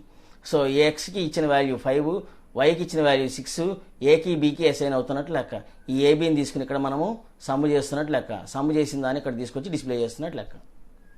వీటినే function with arguments without return value అని చెప్పామన్నమాట. నెక్స్ట్ 4th పాయింట్ అండి, functions with arguments with return value అండి. ఫంక్షన్ ముందర నాకు function with arguments with return value. Arguments పంపించండి, రిటర్న్ వాల్యూ రావాలని చెప్తున్నమాట. అంటే ఆర్గ్యుమెంట్స్ పంపించాలి విత్ రిటర్న్ వాల్యూ రావాలన్నట్టయితే ఏం రాయాలి, ఇంట్ కానీ ఫ్లోట్ కానీ లాంగ్ కానీ రాసుకోవాలని చెప్పా. సమ్ అనే ఫంక్షన్ ఇచ్చామన్నమాట. సమ్ అనే ఫంక్షన్లో ఇంట్ ఏ కామా ఇంట్ బి అని చెప్పి 2 ఆర్గ్యుమెంట్స్ పంపించాను. ఎందుకంటే ఆర్గ్యుమెంట్స్ పంపించమన్నావు కాబట్టి ఇచ్చామన్నమాట. లోపలికి వచ్చాం. రిటర్న్ ద్వారా వస్తుంది నాకు ఇక్కడ output. Return a plus B అని చెప్పి డిస్ప్లే చేశానండి. ఇదిగో రిటర్న్ వాల్యూ వచ్చేసిందండి. మెయిన్ ప్రోగ్రాంలోకి వెళ్ళండి. మెయిన్ ప్రోగ్రాంలో ఇప్పుడు ఏం చేయాలంటే ఈ ఫంక్షన్ ఎలా పిలవాలన్నట్టయితే కనుక ప్రింట్ఎఫ్ ద్వారా పిలవాలండి. ప్రింట్ఎఫ్ ద్వారా %d అని చెప్పేసి సమ్ అనే ఫంక్షన్ పిలవాలి. సమ్ అనే ఫంక్షన్ ఎలా పిలవాలి, ఎక్స్ కామా వైని పిలవాలి, పాస్ చేయాలి. అంటే ఇక్కడ మనకు దీనికంటే ముందర ఎక్స్ని వాల్యూని వై వాల్యూని ఇవ్వడం జరుగుతుంది అన్నమాట. ఎక్స్ వాల్యూని వై వాల్యూని పాస్ చేయడం జరుగుతుంది. సో ఎక్స్ వాల్యూ 5 ఇచ్చారు, వై వాల్యూ 6 ఇచ్చారు. ఈ ఎక్స్ వై వాల్యూస్ దీంట్లో పాస్ అవుతున్నాయి. ఈ సమ్ అనే ఫంక్షన్ కాలింగ్ ఫంక్షన్ అవుతుంది. ఇక్కడ నుంచి ఇక్కడికి కాల్డ్ ఫంక్షన్లోకి వెళ్తుంది అన్నమాట. ఎక్స్కి ఇచ్చిన వాల్యూ 5ని, వైకి ఇచ్చిన వాల్యూ 6ని ఏకి బీకి అసైన్ అవుతున్నట్టు లెక్క. 5, 6 అని చెప్పి వీటిని యాక్చువల్ ఆర్గ్యుమెంట్స్ అంటాం, వీటిని ఫార్మల్ ఆర్గ్యుమెంట్స్ అంటాం. లోపలికి వచ్చి రిటర్న్ వాల్యూ వచ్చింది, రిటర్న్ వాల్యూ వచ్చిందని ఇక్కడికి వచ్చి డిస్ప్లే అవుతుంది. దీన్నే function with arguments with return value అంటాము. ఫంక్షన్ విత్ ఆర్గ్యుమెంట్స్ పంపించాను, రిటర్న్ వాల్యూ రావాలి, రిటర్న్ వాల్యూ వచ్చింది, రిటర్న్ వాల్యూ వచ్చిందని ఇక్కడికి వచ్చి డిస్ప్లే చేయడం జరుగుతుంది. ఇక్కడ ఫోర్త్ పాయింట్ కూడా చెప్పడం జరిగింది. యూజర్ డిఫైన్ ఫంక్షన్స్ మనం 4 టైప్స్గా డివైడ్ చేసామండి. యూజర్ డిఫైన్ ఫంక్షన్ 4 టైప్స్గా డివైడ్ చేసాం. Function without argument without return value, function with argument without return value, function with arguments with return value, function without argument with return value. 4 టైప్స్గా divide చేయడం జరిగింది. ఆ 4 types of ఫంక్షన్స్ని ఇప్పుడు చూడటం అనేది జరిగింది అన్నమాట. నెక్స్ట్ కాన్సెప్ట్లోకి వెళ్తున్నాం. దీన్ని బేస్ చేసుకుని, ఫంక్షన్స్ బేస్ చేసుకుని ఒక ప్రోగ్రామ్ నేను ఎగ్జాంపుల్ రూపేణ చూపించామండి. Write a program to calculate nCr అని చెప్పాను. ఎన్సీఆర్ అంటే ఏంటంటే కనుక బైనామిల్ థియరం అని అర్థం అన్నమాట. ఎన్సీఆర్ అంటే బైనామిల్ థియరం. బైనామిల్ థియరం యొక్క ఫార్ములా ఏంటి?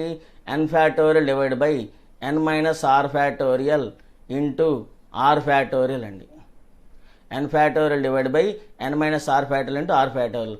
అంటే ఇది ఫంక్షన్ అండి. ఇదిగోండి ఇదే ఫంక్షన్. ఫంక్షన్ ఏ పేరుతో సేవ్ చేసి ఉంచానండి? funfact.c అనే పేరుతో సేవ్ చేసి ఉంచానండి. ఇది సపరేట్ ఫైల్తో నేను సేవ్ చేసి ఉంచా. ఆ సపరేట్ ఫైల్ నేమే funfact.c అనే పేరుతో సేవ్ చేయడం జరిగింది. ఈ ఫైల్ నేమ్లో ఏముందండి? ఫ్యాక్ట్ అనే ఫంక్షన్ ఉందండి. ఫ్యాక్ట్ అనే ఫంక్షన్లో నేను లాజిక్ రాయడం అనేది జరిగిందండి. ఇప్పుడు ఇదే ఫంక్షన్ నేను ఎన్నిసార్లు వాడుతున్నా? 3 టైమ్స్ యూజ్ చేస్తున్నా అండి. 3 టైమ్స్ వాడుతున్నానండి. ఓకేనా? అసలు ప్రోగ్రామ్ లాజిక్లోకి చూద్దాం, మీకు తెలుస్తుంది క్లారిటీగా. యాక్చువల్గా ఇక్కడ ఎన్సీఆర్ క్యాలిక్యులేషన్ చేస్తున్నాను అనమాట. 3 టైమ్స్ నీ ఫ్యాక్టర్లో అనే ఫంక్షన్ వాడటం జరుగుతుంది. ఏ విధంగానే చూడబోతున్నాను చూడండి. ఇదిగోండి ఇక్కడ హ్యాషింగ్ ఏ ప్రోగ్రామ్ అయినా కానీ మెయిన్ ప్రోగ్రామ్ నుంచి మొదలవుతుందండి. హ్యాష్ ఇంక్లూడ్ std.h అని చెప్పానండి. ఇది హెడర్ ఫైల్ అంటామండి. హ్యాష్ అనే దాన్ని ప్రీ ప్రాసెసర్ అంటామండి. మనం హ్యాష్ అనే దాన్ని ప్రీ ప్రాసెసర్ అంటామండి. హ్యాష్ ఇంక్లూడ్ std.h అని రాశానండి. ఇక్కడ హ్యాష్ ఇంక్లూడ్ funfact.c అని చెప్పి పిలిచానండి. funfact.c అంటే దీన్ని ఫంక్షన్ ఈ ఫైల్ నేమ్ని ఇక్కడికి రమ్మని అర్థం అన్నమాట. ఈ ఫైల్ నేమ్ ఏదంటే funfact.c అనే ఫైల్ని ఈ ప్లేస్కి రమ్మని అర్థం అన్నమాట. ఈ ప్లేస్లో రమ్మని అర్థం. దాంట్లో ఎవరున్నారు? లాంగ్ ఫ్యాక్ట్ ఇంట్ అనే ఫంక్షన్ ఉంది. దీన్ని ఫంక్షన్ ప్రోటోటైప్ అంటాము. లాంగ్ ఫ్యాక్ట్ అనే ఫంక్షన్ దీన్నే ఇక్కడ రాసినట్టు లెక్క. కానీ ఇదిగో ఈ ఫంక్షన్ ఇక్కడికి రమ్మని చెప్పి తెలియజేయడం అన్నమాట. అంటే ఈ ఫంక్షన్ని ఈ ప్రోగ్రాంలో వాడుతున్నా అని చెప్పి ముందరే తెలియజేయడం. ఆ తెలియజేసేదాన్ని ఇలా చెప్పడం జరుగుతుంది అన్నమాట. ఈ 2 పాయింట్స్ చెప్పడం జరుగుతుంది. మెయిన్ ప్రోగ్రామ్కి వచ్చాం. n, r అని 2 వేరియబుల్స్ ఇచ్చానండి. లాంగ్ ద్వారా నేను ఎన్సీఆర్ ద్వారా అవుట్పుట్ని ఎక్స్పెక్ట్ చేయబోతున్నా. ఎంటర్ 2 వాల్యూస్ అని చెప్పాం. n ద్వారా నేను 4 అని చెప్పాను అనుకోండి. n వాల్యూ 4 అని ఇచ్చానండి. r వాల్యూ 2 అని ఇచ్చాను అనుకోండి. n ద్వారా 4 అని చెప్పి r ద్వారా 2 అని చెప్పాను. ఇప్పుడు ఎన్సీఆర్ ఫ్యాక్ట్ ఆఫ్ n పంపించాను అనుకోండి. ఇక్కడ నుంచి ఫ్యాక్ట్ అనే ఫంక్షన్లోకి వెళ్ళిపోతుందండి. ఫ్యాక్ట్ ఆఫ్ n అంటే 4ని పాస్ చేస్తుంది. ఇదిగో 4 దీనిలోకి వెళ్ళిపోయింది. f వాల్యూ 1 ఉంది. 0 కంటే n వాల్యూ పెద్దది అంటే 4 పెద్దది. f వాల్యూ 1 ఉంది. 1 into 4 అంటే ఎంత? f is equal to 1 into 4 అంటే 4 అయింది. నెక్స్ట్ డిక్రిమెంట్ అయింది. n వాల్యూ ఇప్పుడు 3 అయింది. 3 greater than 0 కండిషన్ సాటిస్ఫై అయింది. అంటే మళ్ళీ లోపలికి వచ్చాం. fలో గతంలో ఎంత ఉంది? 4 ఉంది. 4 into 3 అయింది. మళ్ళీ n వాల్యూ డిక్రిమెంట్ అయింది. 2 అయింది. 2 greater than 0 కండిషన్ సాటిస్ఫై అయింది. లోపలికి వచ్చాం. fలో ఆల్రెడీ ఎంత ఉంది? 4 3 12 ఉంది. 12 2 24 అయింది. ఇదిగోండి 24 అయింది. మళ్ళీ n వాల్యూ డౌన్ అయింది. 1 అయింది. 1 మళ్ళీ 1 greater than 0 కండిషన్ సాటిస్ఫై అయింది. లోపలికి వచ్చాం. fలో ఆల్రెడీ ఎంత ఉంది? 24 ఉంది. 24 1 24 ఉంది. నెక్స్ట్ n వాల్యూ డిక్రిమెంట్ అయింది. 0 అయింది. బట్ కండిషన్ ఫెయిల్, ఆటోమేటిక్గా బయటికి రావడం జరిగింది. బయటకు వస్తే fలో ఎంత ఉంది? 24 అనే వాల్యూ వచ్చి ఇక్కడ రెడీగా డిస్ప్లే అయిందండి. అంటే ఇప్పుడు ఫ్యాక్ట్ ఆఫ్ n అనగానే నాకు 24 వచ్చి డిస్ప్లే అవుతుంది. నెక్స్ట్ మళ్ళీ fact of n minus R అన్నా అండి. మళ్ళీ రెండోసారి ఈ ఫంక్షన్ పిలవడం జరుగుతుంది అన్నమాట. Fact of n minus R అంటే 4 - 2 అంటే ఇప్పుడు ఇక్కడ ఎవరు వెళ్ళినట్టు 2 పాస్ అయినట్టు లెక్క. fలో మళ్ళీ 1 ఉంది. n అంటే ఏంటి? ఇక్కడ 2 greater than 0 కండిషన్ సాటిస్ఫై అయింది. 1 2 2 మళ్ళీ డౌన్ అయింది. 1 అయింది. లోపలికి వచ్చాం. కండిషన్ సాటిస్ఫై అయింది. 2 1 2 అంటే టోటల్గా నాకు ఎంత వచ్చింది? 2 వచ్చింది అన్నమాట అవుట్పుట్. ఏది చేస్తే? Fact of n minus R చేస్తే. మళ్ళీ మూడోసారి పిలుస్తున్నాం అండి ఫ్యాక్ట్ అనే ఫంక్షన్ని. మూడోసారి పిలుస్తున్నాం అన్నమాట. ఫ్యాక్ట్ ఆఫ్ ఎవరిని పంపిస్తున్నా? ఆర్ అంటే ఏంటి? 2. ఆర్ వాల్యూ అంటే మళ్ళీ 2ని పంపిస్తున్నా. మళ్ళీ 2 1 2 చేసి పెడుతున్నమాట నాకు మళ్ళీ అవుట్పుట్. అంటే ఇక్కడ fact of n divide by fact of n minus R into R factorial. ఇది ఫ్యాక్టోరియల్ అనే ఫంక్షన్ని 3 టైమ్స్ యూజ్ చేయడం జరుగుతోంది.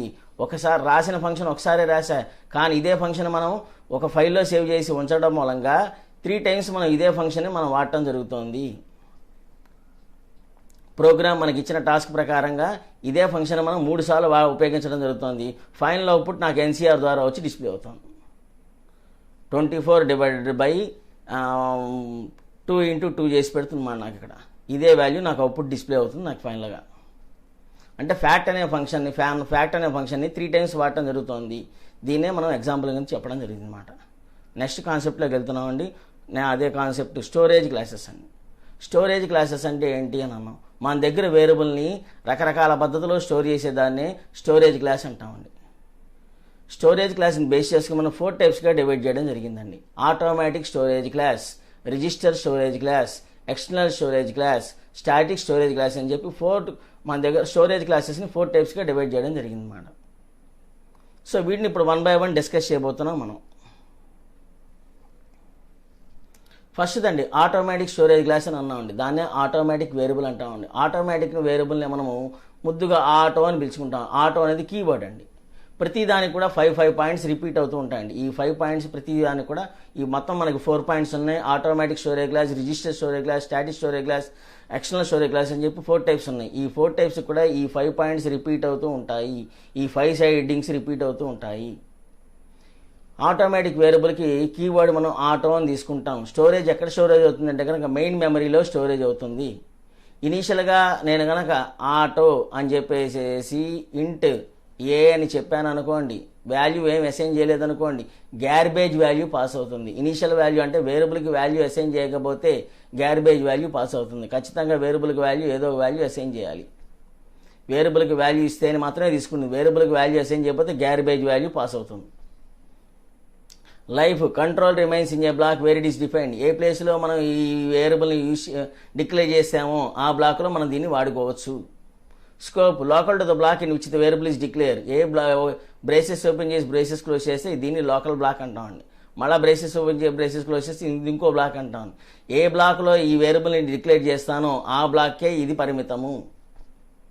సింటాక్స్ అండి, మనం రాసేప్పుడు ఆటో డేటా టైప్ రాసుకో, తర్వాత వేరియబుల్ నేమ్ రాయండి. ఎగ్జాంపుల్ ఇదిగోండి ఆటో ఇంట్ ఏ అని చెప్పి రాస్తున్నా. దీని మీద ఒక ఎగ్జాంపుల్ చెప్తే మీకు క్లారిటీగా తెలుస్తుందండి. మనకి ఎగ్జాంపుల్ ఇచ్చాం. ఆటోమేటిక్ వేరియబుల్ అంటే ఏంటో చెప్తున్నామండి ఇప్పుడు క్లారిటీగా. ఏమంటే ఇప్పుడు ఇక్కడ ఆటోమేటిక్ ఇదిగో ఆటో అని చెప్పి వాడామండి. ఇక్కడ వాడాను, ఈ ప్లేస్లోనూ వాడానండి. సో ఇక్కడ మనం ప్రోగ్రాంలోకి వచ్చా. ఆటో ఇంట్ ఐ ఈజ్ ఈక్వల్ 10 అని చెప్పాము. మళ్ళీ బ్రేసెస్ ఓపెన్ చేసా. ఆటో ఇంట్ ఐ ఈజ్ ఈక్వల్ 20 అని చెప్పాను. ఇక్కడ కూడా ఇప్పుడు మన ప్రింట్ ఆఫ్ ఇచ్చాము, ఐ వాల్యూ డిస్ప్లే చేయమన్నా. ఇక్కడ ప్రింట్ ఆఫ్ ఇచ్చి ఐ వాల్యూ డిస్ప్లే అని చెప్పాను. కానీ ఇక్కడ ఉన్న variable with in the braces లోపల ఇది లోకల్ బ్లాక్. ఇక్కడి నుంచి ఇక్కడ దాకా ఇది ఇంకో బ్లాక్ అవుతుందండి. ఈ బ్లాక్లో మనకు వచ్చిన వాల్యూ ఏంటంటే ఐ వాల్యూ ఇనిషియల్గా మనం ఏమి ఇచ్చామంటే 20 ఇచ్చామండి. ఇప్పుడు ఐ అనగానే నాకు వచ్చే డిస్ప్లే ఎవరంటే కనుక 20 వాల్యూ వచ్చి డిస్ప్లే అవుతుంది. నెక్స్ట్ ఇప్పుడు ఇక్కడ ఐ వాల్యూ 10 ఉందండి. ఈ బ్రేసెస్ నుంచి బయటకు ఈ బ్లాక్ నుంచి మనం బయటకు రావడం జరిగిందండి. సో ఇక్కడ ఐ అని అన్నట్టయితే నాకు వచ్చే డిస్ప్లే ఐ వాల్యూ 10 అండి. సో ఫైనల్గా నాకు అవుట్పుట్ ఏమొస్తుందంటే కనుక 20 10 వచ్చి డిస్ప్లే అవుతుంది. ఎందుకంటే ముందర ఇనిషియల్గా చూసేది ఏంటంటే లోకల్ బ్లాక్ ఎవరున్నారో వాడిని చూస్తుంది. ముందర ఈ బ్లాక్ చూసిన తర్వాత మాత్రమే అప్పుడు మెయిన్ బ్లాక్ వచ్చి చూస్తుందండి. లోకల్ బ్లాక్లో ఐ వాల్యూ ఇనిషియల్గా 20 ఉంది కాబట్టి ఆ వాల్యూ వచ్చి డిస్ప్లే అవుతుందండి ఇక్కడ. తర్వాత మెయిన్ బ్లాక్లోకి వచ్చి మెయిన్ బ్లాక్లో ఈ బ్లాక్ అనేది ఇక్కడతో క్లోజ్ అయిపోయింది అనమాట. అంటే ఇక్కడ వాల్యూ 20 అనే వాల్యూ ఇక్కడికే పరిమితం, ఈ బ్రేసెస్ లోపలే పరిమితం. బయటకు వచ్చేసరికి ఇక్కడ ఐ వాల్యూ 10 ఉంది, 20 కాదు 10 ఉంది కాబట్టి ఇక్కడ వాల్యూ చూసుకుంటుంది అన్నమాట ఇక్కడ. సో ఐ వాల్యూ అన్నప్పుడు నాకు ఈ 10 వచ్చి ఇక్కడ డిస్ప్లే అవుతుంది అన్నమాట. అదే అందుకు నాకు అప్పుడు 20 10 వచ్చి డిస్ప్లే అవుతుంది అన్నమాట. దీన్నే ఆటోమేటిక్ వేరియబుల్ అంటాం. నెక్స్ట్ అండి రిజిస్టర్ వేరియబుల్ అండి. ఆటోమేటిక్కి రిజిస్టర్కి పెద్ద తేడా ఏం లేదండి. ఆటోమేటిక్ వేరియబుల్ అయితే మెయిన్ మెమరీలోకి వెళ్ళి స్టోరేజ్ అవుతుంది. రిజిస్టర్ వేరియబుల్ అయితే మాత్రము CPU రిజిస్టర్ లోపలికి వెళ్ళి సేవ్ అవుతుంది. మిగతా చేసిన పని మొత్తం కూడా ఒకటే. ఆటోమేటిక్ వేరియబుల్ ఏం చేసి పెడుతుందో అదే పని రిజిస్టర్ వేరియబుల్ కూడా చేసి పెడుతుందండి. కాకపోతే రెండింటికి తేడా ఏంటంటే స్టోరేజ్ మాత్రం వేరేగా ఉంటుందండి. అక్కడైతే మెయిన్ మెమరీలో స్టోరేజ్ అయితే ఆటోమేటిక్ వేరియబుల్ మెయిన్ మెమరీలో స్టోరేజ్ అయితే రిజిస్టర్ వేరియబుల్ మాత్రం CPU రిజిస్టర్ లోపలికి వెళ్ళిపోయి సేవ్ అవుతుంది, స్టోర్ అవుతుంది. కీవర్డ్ ఏం తీసుకుంటున్నాం, రిజిస్టర్ అని తీసుకుంటున్నాం అండి. స్టోరేజ్ ఎక్కడ స్టోరేజ్ అవుతుంది, CPU రిజిస్టర్ లోపల స్టోరేజ్ అవుతుందండి. అన్ని మిగతావన్నీ సేమ్ పాయింట్స్ అన్నమాట. ఇనీషియల్ వాల్యూ ఏం తీసుకుంటాం, గ్యార్బేజ్ వాల్యూ పాస్ అవుతుందండి. Life local to the block in which the variable is declare. ఏ బ్లాక్లో మనం దీన్ని డిక్లేర్ చేసామో ఆ బ్లాక్కే పరిమితము. లోకల్ టు ద బ్లాక్, లోకల్లో ఏ బ్లాక్లో మనం రాసామో ఆ బ్లాక్లోనే ఈ వేరియబుల్ని వాడటం జరుగుతుంది. ఫర్ ఎగ్జాంపుల్ ఇంకా క్లియర్గా చెప్పాలన్నట్టయితే మనగా ఇందాక చెప్పిన ఎగ్జాంపుల్నే చెప్పుకోవచ్చు మనం. నెక్స్ట్ అండి సింటాక్స్ తీసుకున్నాం. రిజిస్టర్ అని చెప్పి డేటా టైప్ వేరియబుల్ నేమ్ ఇచ్చాం. రిజిస్టర్ డేటా టైప్ ఇంట్ ఏ అని చెప్పానండి. దీని మీద ఒక ఎగ్జాంపుల్ చెప్తున్నాం. సేమ్ ఎగ్జాంపులే మళ్ళీ రిపీట్ అవుతుంది, కాకపోతే రిజిస్టర్ని మారుతాం అన్నమాట అంతే. ఇందాక ఆటో ప్లేస్లో ఇప్పుడు ఏమొచ్చింది, రిజిస్టర్ అని చెప్పి రిపీట్ అయిందండి. ఆటో ప్లేస్లో రిజిస్టర్ని రీప్లేస్ చేసామన్నమాట. అంతకంటే ఏం లేదు. రెండు చేసే పని ఒకటే. కాకపోతే చెప్పాం కదా, ఆటోమేటిక్ వేరియబుల్ అయితే మెయిన్ మెమరీలోకి వెళ్ళి స్టోరేజ్ అవుతుంది. రిజిస్టర్ వేరియబుల్ అయితే CPU రిజిస్టర్ లోపలికి వెళ్ళి సేవ్ అవుతుంది. సో యాక్చువల్గా మనం రిజిస్టర్స్ అనే కాన్సెప్ట్ మనం ఎక్కువగా యూజ్ చేయండి. ఎందుకంటే సిస్టమ్ ఆన్ చేసినప్పటి నుంచి సిస్టమ్ షట్ డౌన్ చేసేదాకా రిజిస్టర్స్ మన మదర్ బోర్డులో చిన్నగా కొన్ని వేల రిజిస్టర్స్ ఉంటాయండి. సిస్టమ్ ఆన్ చేసినప్పటి నుంచి సిస్టమ్స్ మళ్ళీ షట్ డౌన్ చేసేదాకా బిజీగా ఉంటాయి. కాబట్టి దాని బదులుగా రిజిస్టర్ బదులుగా కూడా మనం ఆటోమేటిక్ వేరియబుల్నే ప్రిఫర్ చేస్తాము. రిజిస్టర్స్ని మనం ఎక్కువగా వాడటం అనేది జరగదు. రిజిస్టర్ బదులుగా కూడా మనం ఆటోమేటిక్ వేరియబుల్నే వాడటం అనేది జరుగుతుంది.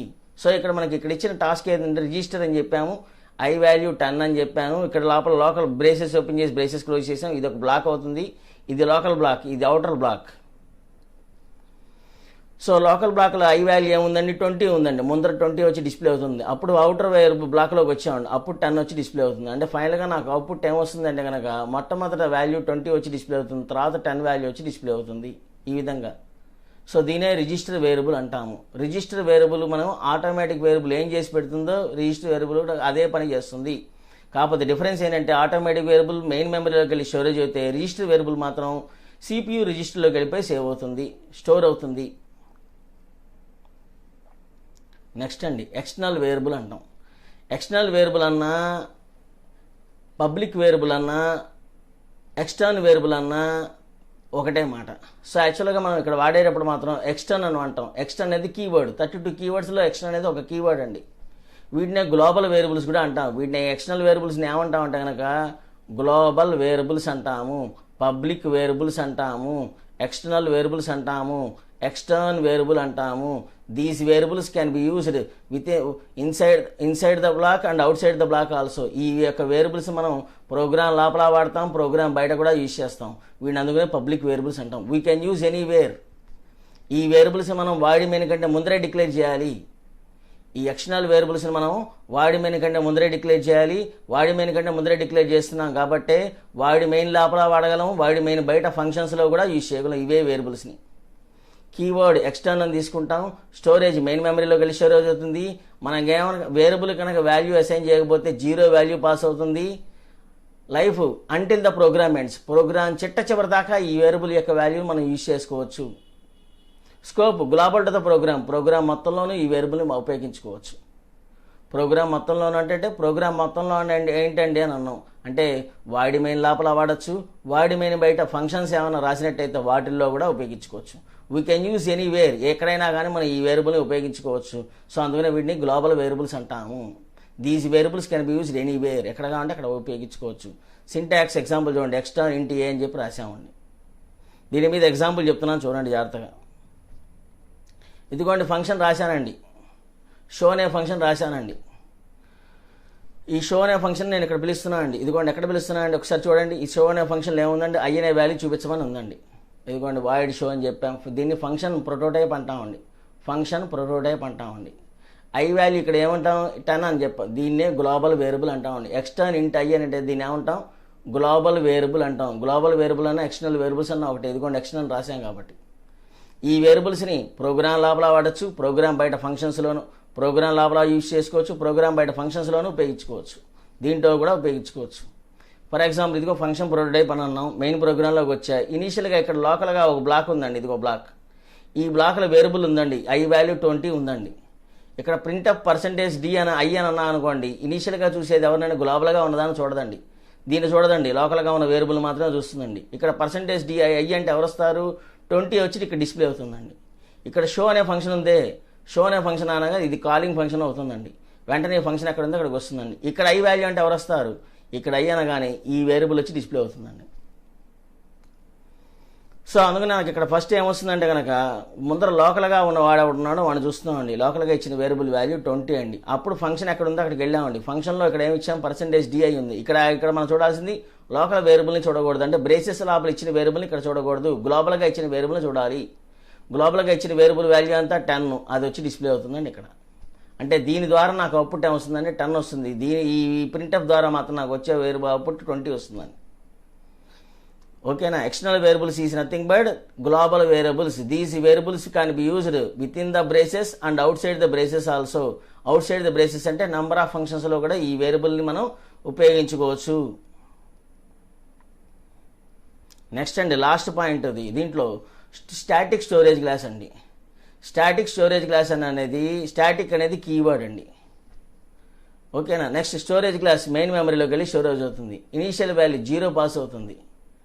డిపెండ్స్ ఆన్ లైఫ్ అండి, depends on the function call the whole application bar program అని చెప్పాం. ఫంక్షన్ ద్వారా నువ్వు పిలిచినప్పుడు మాత్రమే ప్రోగ్రామ్ మొత్తం మీద ఇది బేస్ అయ్యి ఉంటుందని చెప్తున్నాం అన్నమాట. Scope local to the block, ఏ బ్లాక్లో మనం రాసామో ఆ బ్లాక్కే మనం ఇది పరిమితం అని చెప్పామన్నమాట. మనం రాసేప్పుడు స్టాటిక్ ఇంటి ఏ అని రాసుకుంటామండి. స్టాటిక్ ఇంటి ఏ అనేది మనం వాడటం అనేది జరుగుతుంది. స్టాటిక్ అనేది కీవర్డ్, 32 కీవర్డ్స్ ఇది కూడా ఒక కీవర్డ్ అండి. Static is nothing but the value cannot be change enter the program. Static is nothing but the value cannot be change enter the program. ప్రోగ్రాంలో మొత్తంలో ఆ వేరియబుల్ వాల్యూ మార్చే అవకాశం లేదు. దాన్నే స్టాటిక్ వేరియబుల్స్ అంటాం. దీని మీద ఇప్పుడు ఎగ్జాంపుల్ చూడబోతున్నాం అండి. వచ్చాం. సో స్టాటిక్ వేరియబుల్లోకి వచ్చాం. దాని మీద ఎగ్జాంపుల్ తీసుకున్నాం. ఏమంటే నేను ఇక్కడ ఇంక్రీ అని చెప్పి ఒక ఫంక్షన్ రాశానండి.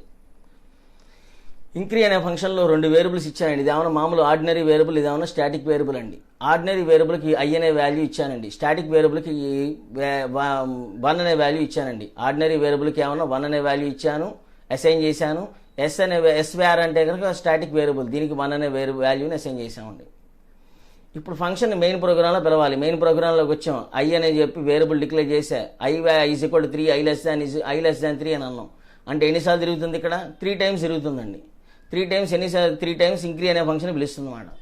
ఫస్ట్ టైం ఇంక్రీ ఫంక్షన్ వచ్చి పిలిచింది అనుకోండి, ఇదిగోండి ఇటు వచ్చి పిలిచాం. ఇమీడియట్గానే ఇప్పుడు ఐ వాల్యూ ఏ వేర్ కాస్త 1 కాస్త 2 అయింది, ఎందుకంటే ఇంక్రిమెంట్ అయింది కాబట్టి. ఎస్ వేర్ కాస్త మళ్ళీ ఇంక్రిమెంట్ అయింది, 2 అయింది అన్నమాట. ఆటోమేటిక్ వేరియబుల్ వాల్యూ ఏ వేరియబుల్ వాల్యూ 2 వచ్చింది, ఎస్ వేరియబుల్ వాల్యూ 2 వచ్చింది. అంటే ఫస్ట్ టైం ఇక్కడ 2 వచ్చింది, ఇక్కడ వచ్చింది. ఆటోమేటిక్ వేరియబుల్ వాల్యూ 2 వచ్చింది first time. Static variable value 2 వచ్చింది అన్నమాట నాకు ఫస్ట్ టైం. సెకండ్ టైం మళ్ళీ రెండోసారి ఐ వాల్యూ ఇంక్రిమెంట్ అయిందండి. ఐ వాల్యూ ఇప్పుడు 1 అయిందండి. 1 లెస్ దాన్ 3 కండిషన్ సాటిస్ఫై. మళ్ళీ ఇంక్రీ ఫంక్షన్ పిలిచాం. ఇక్కడి నుంచి మళ్ళీ ఇంక్రీ ఫంక్షన్ రెండోసారి వచ్చింది. ఇప్పుడు ఏ వేరియబుల్ ఆటోమేటిక్ వేరియబుల్ వాల్యూ మాత్రం మారదు, స్టాటిక్ వేరియబుల్ మాత్రమే పిలుస్తుంది అన్నమాట. ఎందుకంటే స్టాటిక్ వేరియబుల్ మాత్రం ఫంక్షన్ ద్వారా పిలిచినప్పుడు మాత్రమే static variable value increment decrement జరుగుతుంది. ఫంక్షన్ ద్వారా నువ్వు కనుక స్టాటిక్ వేరియబుల్ వాడినట్టయితే అప్పుడు మాత్రమే స్టాటిక్ వేరియబుల్ ఇంక్రిమెంట్ డిక్రిమెంట్ జరుగుతుంది. మామూలుగా అయితే స్టాటిక్ వేరియబుల్ ఇంక్రిమెంట్ డిక్రిమెంట్ జరగదు. ఫంక్షన్ ద్వారా పిలిచినప్పుడు మాత్రమే స్టాటిక్ వేరియబుల్ ఇంక్రిమెంట్ డిక్రిమెంట్ జరుగుతుంది. సో ఇప్పుడు ఇక్కడ ఆటోమేటిక్ వేరియబుల్ 2 ఉంటుంది, స్టాటిక్ వేరియబుల్ మాత్రం 3 అవుతుందండి. నెక్స్ట్ టైం మళ్ళీ ఐ వాల్యూ ఇంక్రిమెంట్ అయింది. ఐ వాల్యూ ఇప్పుడు 2 అయిందండి. ఐ వాల్యూ 2 అయింది. కండిషన్ మళ్ళీ సాటిస్ఫై అయింది. లోపలికి వచ్చాం, మళ్ళీ లూప్ లోపలికి ఎంటర్ అయ్యాం. ఆటోమేటిక్ వేరియబుల్ వాల్యూ 2 ఉంటుంది, స్టాటిక్ వేరియబుల్ మాత్రం 4 అవుతుందండి. సో చీటికి మాటికి స్టాటిక్ వేరియబుల్ వాల్యూ మాత్రమే ఇంక్రిమెంట్ అవుతుంది, ఆటోమేటిక్ వేరియబుల్ మాత్రం ఇవే రిపీట్గా వస్తాయి. ఓకేనా. ఇది ఇక్కడికి స్టాటిక్ స్టోరేజ్ క్లాస్ ఏంటంటే చెప్పడం జరిగింది. స్టోరేజ్ క్లాసెస్ని 4 టైప్స్గా డివైడ్ చేశాము. Automatic storage class, register storage class, external storage class, static storage class అని చెప్పి 4 టైప్స్గా డివైడ్ చేయడం జరిగింది. వాటిని ఇప్పుడు డిస్కస్ చేయడం జరిగింది. నెక్స్ట్ వస్తున్నాం, రికర్సివ్ ఫంక్షన్ అంటే ఏంటి? రికర్సివ్ ఫంక్షన్ అంటే కనుక the function called from itself, such a function is called as recursive function. ఓకేనా. రికర్సివ్ ఫంక్షన్ అంటే కనుక ఫంక్షన్ తనంతట తానే పిలుచుకుంటూ ఉండేదాన్నే రికర్సివ్ ఫంక్షన్ అంటాం. ఆ విధంగా జరిగేదాన్నే రికర్సివ్ ఫంక్షన్ అంటామండి. కానీ రికర్సివ్ ఫంక్షన్ మనం మెమరీ వేస్టెడ్ ఫంక్షన్ అంటామండి. ఫంక్షన్ పిలిచినప్పుడల్లా సపరేట్గా బైట్స్ ఆఫ్ మెమరీ తీసుకుంటూ ఉంటుందండి. మామూలు ఫంక్షన్కి రికర్సివ్ ఫంక్షన్కి తేడా ఏంటంటే కనుక మామూలు ఫంక్షన్ అయితే ఒకసారి రాసిన దాన్ని n number of times use చేసుకోవచ్చు. సేమ్ మెమరీనే మళ్ళీ అందరికీ యూజ్ అవుతుందండి. కానీ రికర్సివ్ ఫంక్షన్ అయితే మాత్రము పిలిచినప్పుడల్లా సపరేట్గా మెమరీ అనేది క్రియేట్ అవుతూ వెళ్తుందండి. సో అందుకనే మనం రికర్సివ్ ఫంక్షన్ని మెమరీ వేస్టెడ్ ఫంక్షన్ అని అంటామండి. రికర్సివ్ ఫంక్షన్స్లో మామూలు ఫంక్షన్స్కి రికర్సివ్ ఫంక్షన్స్ తేడా ఏంటంటే రికర్సివ్ ఫంక్షన్ అనేది చిన్నగా ఉంటుందండి. ప్రోగ్రామ్ అనేది చూడటానికే చాలా చిన్న ప్రోగ్రామ్లా కనిపిస్తుంది.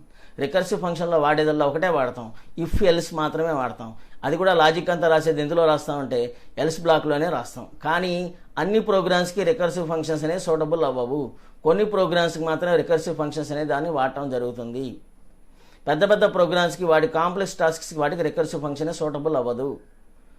మామూలు ఆర్డినరీ ప్రోగ్రామ్స్కి మాత్రం రికర్సివ్ ఫంక్షన్ అనేది సూటబుల్ అవుతాయి. రికర్సివ్ ఫంక్షన్స్లో రాసి చాలా చూడటానికి ప్రోగ్రామ్ అనేది చాలా చిన్నగా కనిపిస్తుంది, చిన్న ప్రోగ్రామ్గా ఉంటుంది. లాజిక్ అంతా రాసేది ఇఫ్ ఎల్స్లోనే రాస్తాం, ఎల్స్ బ్లాక్లోనే మనం ప్రోగ్రామ్ అంతా లాజిక్ అంతా రాయడం అనేది జరుగుతుంది. ఫ్యూచర్స్ మాట దీంట్లో ఎక్కడా కూడా మనకి ఇఫ్ స్టేట్మెంట్ మాత్రమే వాడటం జరుగుతుందని చెప్తున్నమాట. రికర్సివ్ ఫంక్షన్స్లో ఎక్కడా కూడా మనము లూపింగ్ స్టేట్మెంట్స్ వాడము. రికర్సివ్ ఫంక్షన్స్లో ఎక్కడ కూడా లూపింగ్ స్టేట్మెంట్స్ వాడడం. లూపింగ్ స్టేట్మెంట్స్ అంటే ఫర్ లూప్ కానీ వైల్ లూప్ కానీ డూ వైల్ కానీ దీంట్లో వాడటం అనేది జరగదు. Advantages: it is easy to use. Recursive functions మనం ఈజీగా ఉపయోగించుకోవచ్చు. It represents the compact programming structure. చూడటానికి చిన్న ప్రోగ్రామ్ లాగా కనిపిస్తుంది. ఎంత పెద్ద ప్రోగ్రామ్ అయినా కానీ ఈ ప్రోగ్రామ్ అనేది రికర్సివ్ ఫంక్షన్స్ వాడినట్టయితే చిన్న ప్రోగ్రామ్గా కనిపిస్తుంది. కంపేర్ టు నువ్వు లూపింగ్స్తో పోల్చుకున్నట్టయితే మాత్రం ఇది స్లోగా పనిచేస్తుంది. ఎందుకంటే మనం ఇక్కడ లూప్స్ వాడలేదు కాబట్టి, వైల్ లూప్ కానీ ఫర్ లూప్ కానీ డూ వైల్ కానీ వాడలేదు కాబట్టి ఇది కంపేర్ టు లూపింగ్ స్టేట్మెంట్స్తో పోల్చుకుంటే ఇది స్లోగా రన్ అవుతుంది. రికర్సివ్ ఫంక్షన్ అంటే ఏంటంటే కనుక the function called from itself. Such a function is called as recursive function. Function తనంతర తానే పిలుచుకుంటూ ఉండేదాన్ని రికర్సివ్ ఫంక్షన్ అంటాం. కానీ పిలిచినప్పుడల్లా సపరేట్గా బైట్స్ ఆఫ్ మెమరీ క్రియేట్ అవుతుంది కాబట్టి దీన్ని మెమరీ వేస్టెడ్ ఫంక్షన్ అంటాము. సో ఇప్పుడు రికర్సివ్ ఫంక్షన్స్ బేస్ చేసుకుని మనం ఎగ్జాంపుల్స్ చూడబోతున్నాం 1 by 1. రికర్సివ్ ఫంక్షన్ బేస్ చేసుకుని write a for recursive function to calculate factorial value of N అన్నామండి.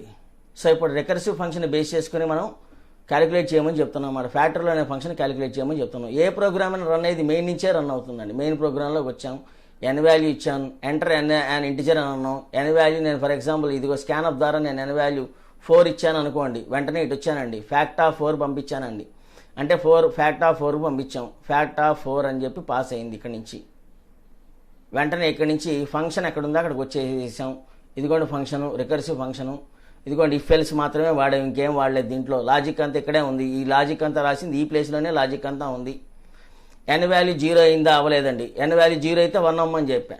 సో లోపలికి వచ్చానండి. ఎన్ వాల్యూ 0 అయితే 1 అమ్మని చెప్పా. ఎన్ వాల్యూ 0 అవ్వలేదు కాబట్టి లోపలికి వచ్చాం, ఇటు వచ్చామండి. ఫ్యాక్ట్ ఎన్ వాల్యూ ఎంత చెప్పాము? 4 అని చెప్పాము. 4 ఇంటూ ఫ్యాక్ట్ ఆఫ్ 3 అయిందండి. మళ్ళీ దీని నుంచి దీని దగ్గరికి వచ్చామండి. మళ్ళీ ఫ్యాక్ట్ ఆఫ్ 3 ఇది అయిందా? 3 అయిందా? 3 ఈక్వల్ 0 అవ్వలేదు. మళ్ళీ ఇటు వచ్చామండి. 4 ఇంటూ 3 అంటే ఎంత అయిందండి? 12 అయిందండి. 12 ఇంటూ ఫ్యాక్ట్ ఆఫ్ 2 అయిందండి. మళ్ళీ ఇటు నుంచి ఇటే వచ్చేసామండి. ఇటు నుంచి ఇటు వచ్చే పాస్ అయిందండి. మళ్ళీ ఇది అయింది, అవ్వలేదండి. మళ్ళీ ఇటు వచ్చామండి. 12 ఇంటూ ఫ్యాక్ట్ ఆఫ్ 2 అంటే 24. 24 ఇంటూ ఫ్యాక్ట్ ఆఫ్ ఎంత అయింది? 1 అయిందండి.